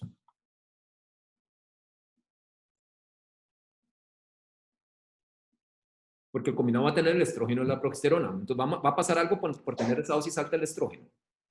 Efectos adversos Ya que sí. gastrointestinales. Efectos adversos gastrointestinales. ¿Ok? Náuseas y vómitos. Pero es mejor que vomite 3 días y no que vomite 3 meses. ¿Cierto? ¿Verdad? Sí. Que no sean por achaques. Entonces, cualquier muchacha joven puede googlear esto, se da cuenta de cómo se hace esto, llega a una farmacia, se compra un paquete de anticonceptivos orales, los más baratos que encuentre, te cuesta 5,000 colones y tiene la anticoncepción de emergencia. Entonces, esta discusión de si se vende o no se vende, ¿verdad? Etiquetado como tal, para mí no tiene mucho sentido porque para efectos prácticos esto está disponible en el país. Cualquier persona puede ir a la farmacia, comprar un paquete de anticonceptivos orales a las 11 de la noche y nadie le va a poner absolutamente ningún pero y tampoco le va a ir a pedir recetas por eso, ¿verdad? Entonces vea que no es del todo tan difícil. Entonces, hay diferentes formas de anticoncepción de emergencia. Entonces, que le decía, levonorgestrel, entonces en general hace que la tasa de embarazo sea hasta alrededor de un 2%. En general debería utilizarse en las primeras 72 horas, pero debería ser que entre más rápido, más cercano al coito, mejor. Lo que hablamos ahorita, entonces, puede utilizarse con anticonceptivos orales combinados, entonces los que contienen etinilestradiol incluso, entonces con una efectividad muy similar, siempre en los primeros 3 días. Existen otras formas de hacer anticoncepción de emergencia, por ejemplo, entonces poniendo inmediatamente un DIU.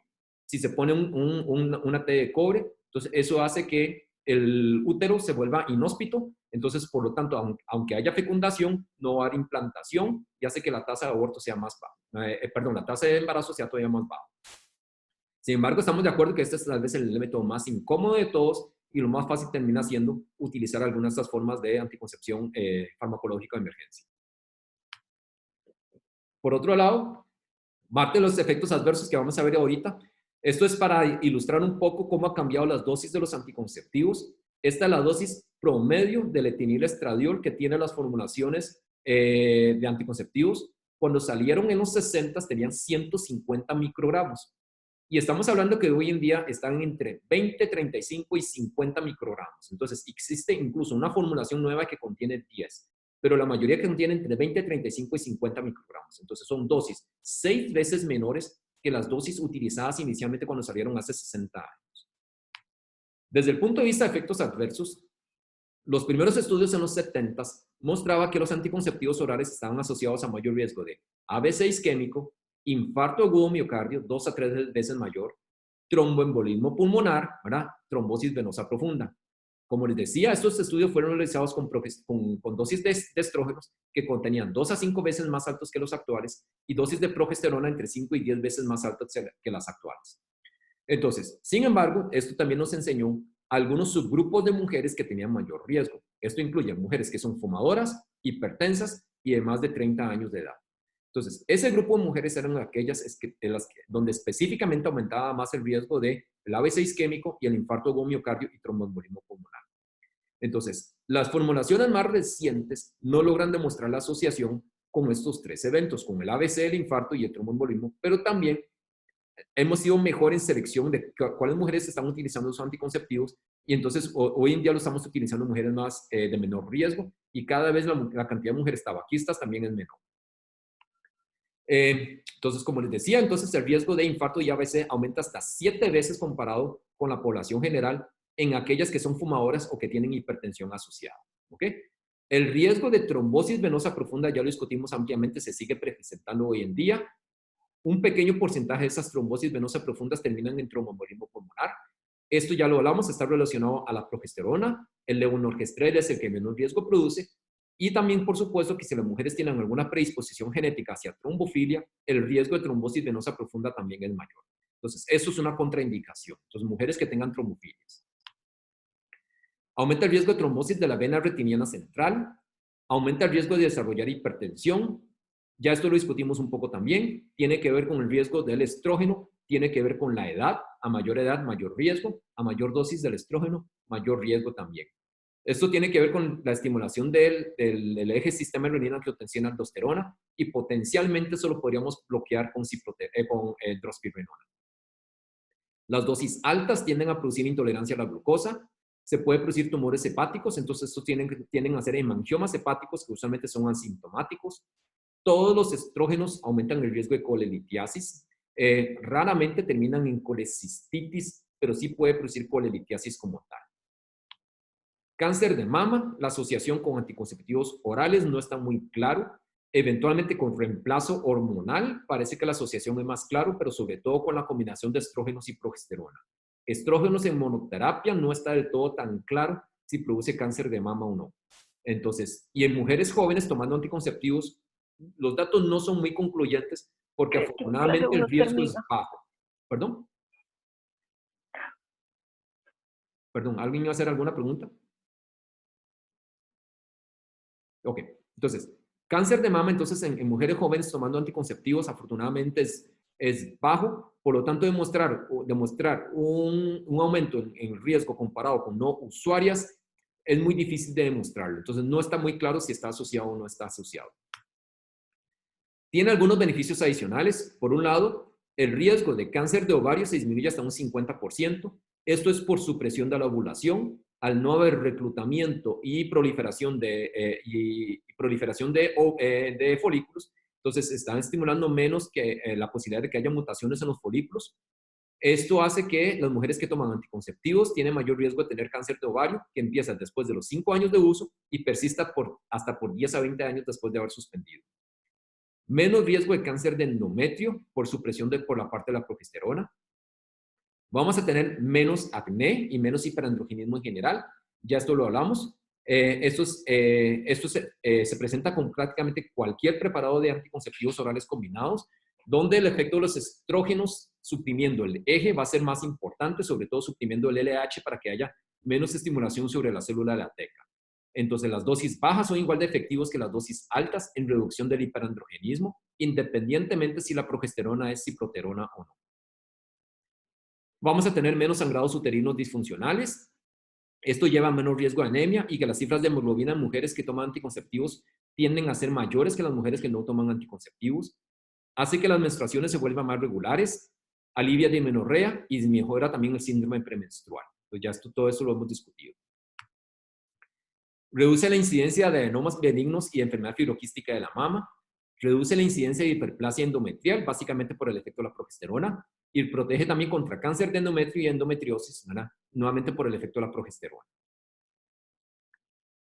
Otras reacciones adversas, estos de los comunes, náuseas y vómitos, sobre todo asociados a las dosificaciones, a mayor dosis, mayor riesgo de náuseas y vómitos. Cefalea, puede precipitar migraña, eso sí, ¿okay? Los estrógenos pueden empeorar migraña. Por otro lado, hay que estar seguros de que no está haciendo hipertensión arterial. Entonces, pueden producir cefalea, pueden producir mastodinia, mareos, aturdimiento, aumento del peso por el efecto anabólico de la progesterona cuando son derivados de andrógenos o por el efecto estrogénico en retención de agua. Entonces, eventualmente, cuando se combina con drospirenona, el efecto termina siendo neutro. Podemos tener manchados irregulares, sangrados intermenstruales irregulares. ¿Qué pasaría en este caso? ¿Cómo se maneja? ¿Cómo se maneja cuando tiene sangrados intermenstruales?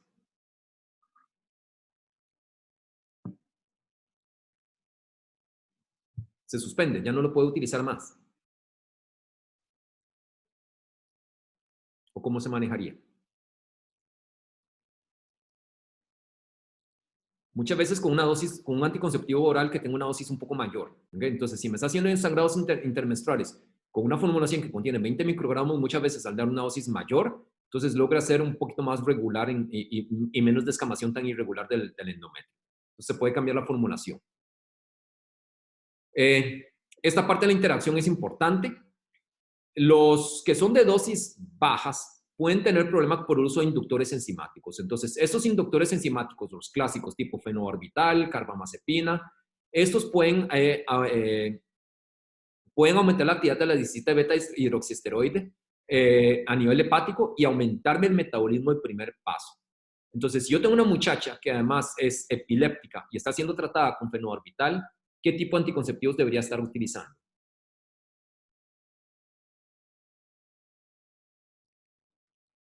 ¿Qué piensa? Tal vez que se le administre por otra vía para evitar este primer paso. Ok, eso podría ser una alternativa. ¿Qué más? Sin embargo, eso no solo es el metabolismo del primer paso. Si yo estoy induciendo mayor actividad de la enzima, voy a también acortar la vida media del etinil-estradiol. Dar dosis más altas. Dar dosis más altas. Entonces, efectivamente. ¿Cuál sería otra paciente que debería requerir dosis más altas? Además de la que está utilizando inductores enzimáticos. Es lo mismo que planifica una muchacha que pesa 50 kilos a una muchacha que pesa 95 kilos. No. Entonces, la de 95, ¿qué tipo de dosificación debería estar utilizando? También una que sea más... Una dosis mayor. Que una dosis mayor, entonces va a tener mayor volumen de distribución. Entonces, vea que según las características de la mujer, entonces no todas les vamos a poder dar las de dosis bajas. Por eso es que siguen existiendo las formulaciones de dosis altas, entre comillas, las que usamos hoy en día, que sigue siendo dosis más bajas que las que se utilizaban en los 60, ¿verdad? Luego, resulta que el etinil-estradiol sufre circulación enterohepática. ¿Okay? Cuando sufre circulación enterohepática y se vuelve a secretar por la bilis y llega al tracto gastrointestinal, las bacterias del tracto gastrointestinal rompen el enlace entre el etinil-estradiol y las sales biliares, y eso le permite volver a absorberse el etinil-estradiol, perdón. Entonces, eso permite mantener concentraciones sistémicas más altas. Entonces, una de las razones de por qué los anticonceptivos fallan es cuando han sido expuestas a antibióticos de amplio espectro. Entonces, los antibióticos sistémicos, entonces sea vía oral o intravenosos, barren con la flora bacteriana intestinal, y al barrer la flora bacteriana intestinal no permite que haya ruptura del enlace entre la sal biliar y el etinil-estradiol. Entonces, si no hay esta ruptura del enlace, entonces el etinil-estradiol termina excretándose por las heces y va a tener menos circulación enterohepática y por lo tanto los niveles sistémicos van a caer y pierde el efecto anticonceptivo. Entonces, esto nunca se les advierte a las mujeres y esto es uno de los errores. Entonces, ¿qué hay que hacer? Si hay que darle un antibiótico porque, no sé, tuvo una infección urinaria y tenemos que darle antibióticos, ¿qué se hace con el anticonceptivo? Aumentar la dosis. Aumentar la dosis. Debería ser un método de barrera del tiempo después de la administración del antibiótico. Ok, entonces, para efectos prácticos, siempre que se considera que si ese mes tomó antibióticos sistémicos, entonces el anticonceptivo no funciona y tiene que combinarlo con un método de barrera. Cambiarlo a una de dosis altas transitoriamente, ¿verdad? Por 3, 5, 7 días que use el antibiótico no es práctico. ¿Okay? Entonces, se continúa con el ciclo que termina el paquete de anticonceptivos que se viene utilizando, pero se le advierte que no está funcionando, entonces tiene que combinarlo con un método de barrera. Esta es una de las razones de por qué muchas muchachas juran y perjuran que son adherentes al tratamiento y quedaron embarazadas tomando un anticonceptivo. Pero es porque nadie les advirtió, ¿verdad?, que cuando usan antibióticos tienen que tener esa precaución. Y no es solo responsabilidad de uno cuando le prescriben antibiótico, sino que es responsabilidad de uno cuando le da el anticonceptivo, ¿verdad? Porque muchas veces el antibiótico se lo dio la vecina y se lo terminó tomando por eso.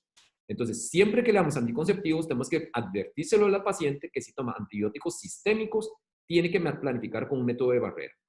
Si es un antibiótico tópico, qué sé yo, para acné, una cosa así, eso sí no interfiere, ahí no hay ningún problema. Entonces, ya sea oral, intramuscular o intravenoso.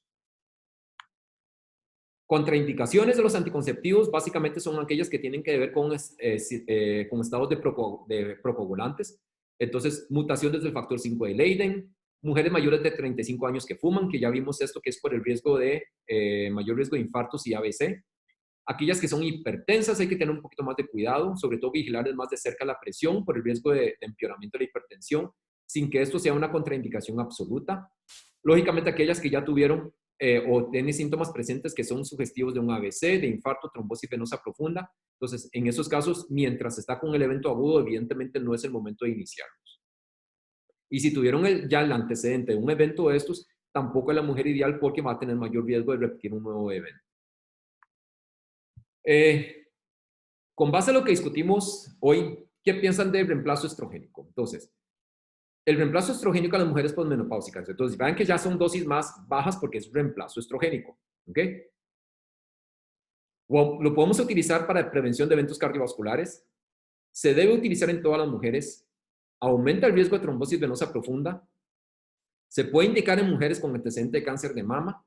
Y el perfil sería el mismo con todas las preparaciones estrogénicas. ¿Qué piensan? Mientras van respondiendo la pregunta, hay una pregunta en el chat que dice que si hay una contraindicación en pacientes diabéticas. No, diabetes per se como tal, en la medida que no tenga un evento vascular previo. Pero si es una muchacha joven, veintitantos años, diabética tipo 1, por ejemplo, nada en especial.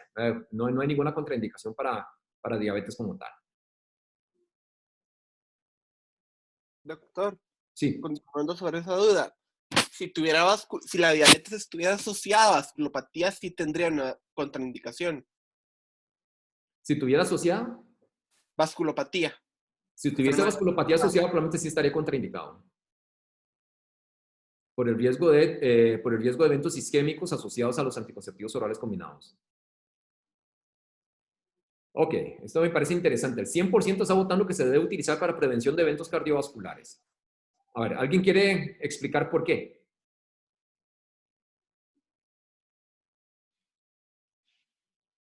¿Por qué los estrógenos disminuyen eventos cardiovasculares? ¿O por qué piensan que disminuyen eventos cardiovasculares en la posmenopausia?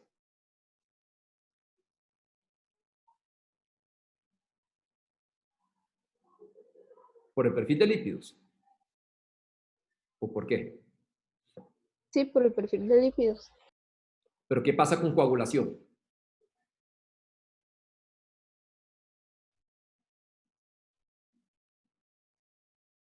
Bueno, esto se los dejo ahí. Lo vamos a continuar la próxima semana, la parte de eventos cardiovasculares, ¿verdad?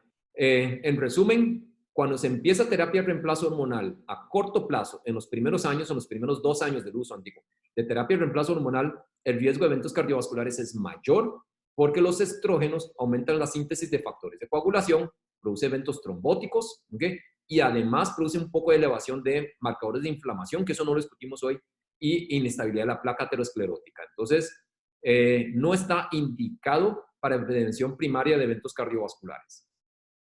No se debe utilizar en todas las mujeres, vamos a ver después por qué, porque también aumenta el riesgo de algunas neoplasias asociadas, aumenta el riesgo de trombosis venosa profunda, sí, y eso es independientemente si es pre o postmenopáusica. Se puede usar en mujeres con antecedente de cáncer de mama. ¿Qué piensan? ¿Podríamos utilizar el reemplazo hormonal en mujeres que tuvieran antecedente de cáncer de mama? No, está contraindicado. Diría que no. No, está contraindicado. ¿Ok? Hay claramente contraindicado. Esto es una contraindicación absoluta. ¿Y el perfil sería el mismo con todas las preparaciones estrogénicas? No. ¿Ok? Entonces, no es lo mismo el parche que oral, ¿verdad? No es lo mismo, ya vimos entonces los estrógenos equinos, porque no son una preparación diferente a valerato estradiol eventualmente. Entonces, vamos a hablar un poco de eso después a la próxima clase de osteoporosis el otro año cuando veamos el reemplazo hormonal. Para finalizar, vamos a hablar de una molécula que es diferente, que se llama la tibolona. Este es un medicamento que no está aprobado en Estados Unidos, está aprobado en Europa y nosotros lo tenemos en el país. Tibolona es un esteroide sintético que tiene propiedades estrogénicas, androgénicas y de progesterona. ¿Ok? La tibolona como tal no tiene efectos y como les mencionaba, no está aprobado en los Estados Unidos. Tibolona tiene 3 metabolitos. Es más, aquí está. ¿Ok? Tibolona tiene 3 metabolitos. Tiene un metabolismo 3 alfa, tiene un metabolito 3 beta y un metabolito delta 4. Entonces, de estos 3 metabolitos, El 3-alfa y el 3-beta tienen efectos sobre el receptor estrogénico. Por eso es que donde actúa sobre el receptor estrogénico, vamos a tener un efecto agonista en hueso y a nivel vaginal. Entonces, si tenemos un efecto agonista en hueso, disminuimos resorción ósea. Y a nivel vaginal, entonces mejora la resequedad vaginal y disminuye dispauremia. El metabolismo 3-alfa, ¿okay? a nivel del tejido mamario, en buena teoría, inhibe la actividad enzimática a nivel mamario y en teoría, lo recalco, en teoría, disminuía el riesgo de cáncer de mama.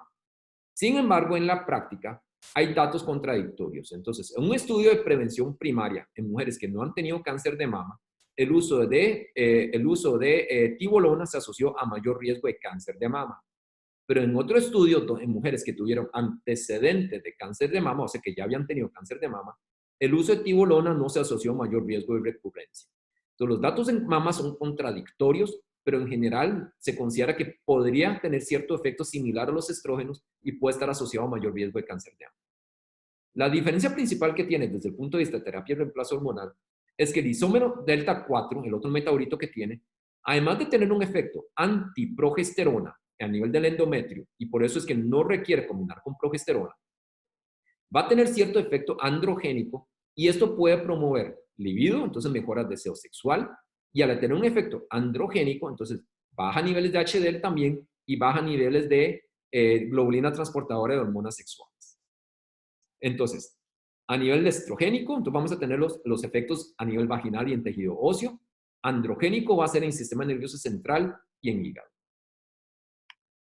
Entonces, se absorbe rápidamente, la concentración máxima se alcanza a las 4 horas, se metaboliza en hígado, excreción renal, la vida media es muy larga, es de 45 horas, lo que le permite la administración una vez al día. Okay.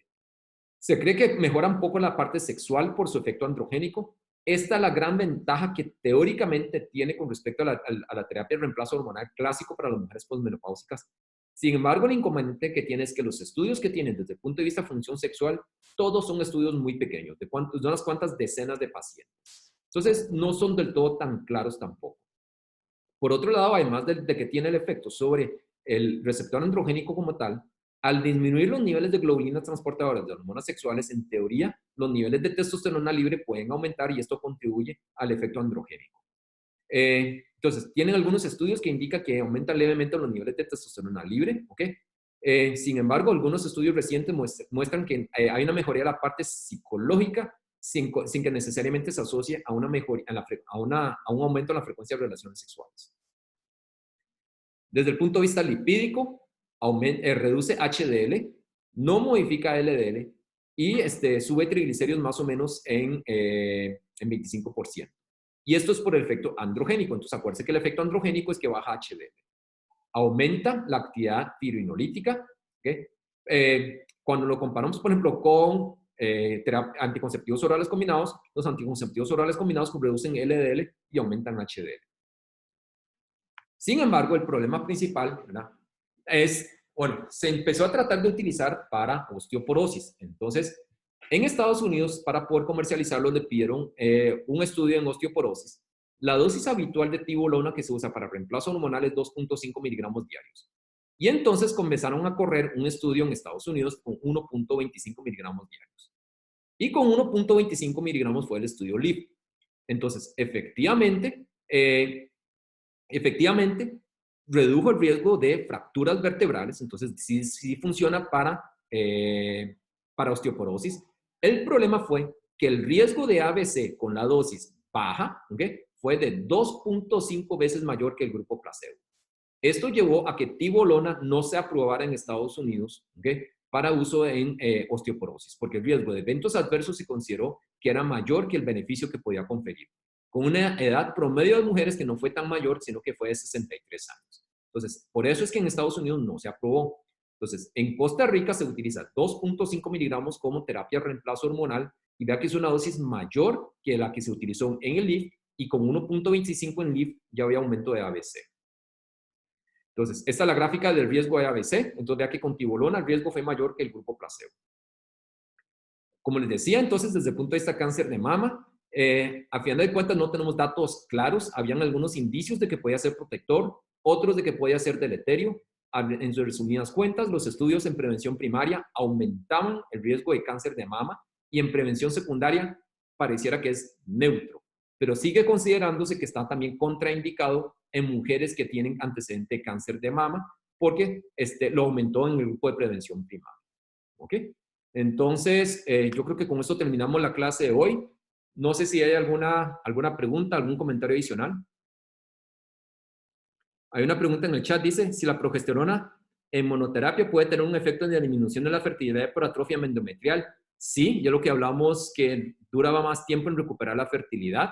Si los anticonceptivos orales combinados no tienen ese efecto, no. Al suspender los combinados, la reversión de la fertilidad es mucho más rápido que los que contienen progesterona en monoterapia. También depende del tiempo de exposición. Entonces, no es lo mismo aquella mujer que utilizó progesterona en monoterapia por 3 meses a aquella que lleva 5 años de estarlo utilizando, ¿verdad? Entonces, hay que tomar un poquito en cuenta eso. Pero efectivamente, por la atrofia endometrial, entonces la recuperación de la fertilidad es un poquito más difícil o más difícil no, dura más tiempo con progesterona en monoterapia cuando se combina con los combinados, cuando se compara con los combinados, perdón. ¿Algún otro comentario, alguna otra duda? Doctor, yo tengo una pregunta, pero no es propiamente de la materia, sino de una cosita que vi sobre el Implanon. Y dice como que el Implanon puede aumentar el riesgo de quistes, ¿es cierto? No, tendría lógica, porque lo que está haciendo es suprimiendo los niveles de LH y FSH. Y al haber supresión de LH y FSH no tiene por qué estimular la proliferación folicular, el reclutamiento de proliferación folicular. No debería. Ok, muchísimas gracias. Hay otra pregunta en el chat, dice, al utilizar los anticonceptivos orales combinados como método anticonceptivos de emergencia, ¿qué efecto tiene la dosis tan alta de estrógeno sobre la retención hídrica? Puede haber un poco más de retención hídrica, pero usualmente esto va a ser transitorio porque acuérdense que estos son 2 dosis nada más, entonces va a durar 48 a 72 horas y pasa. Igual la presión puede subir un poquito, pero usualmente eso no representa ninguna emergencia, entonces no es una contraindicación como tal.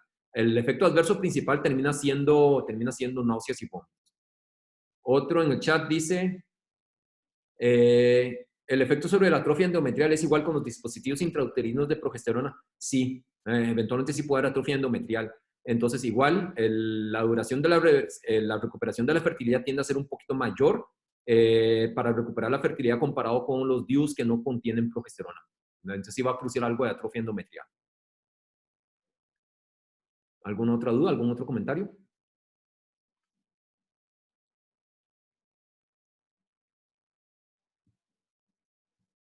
Ok, bueno.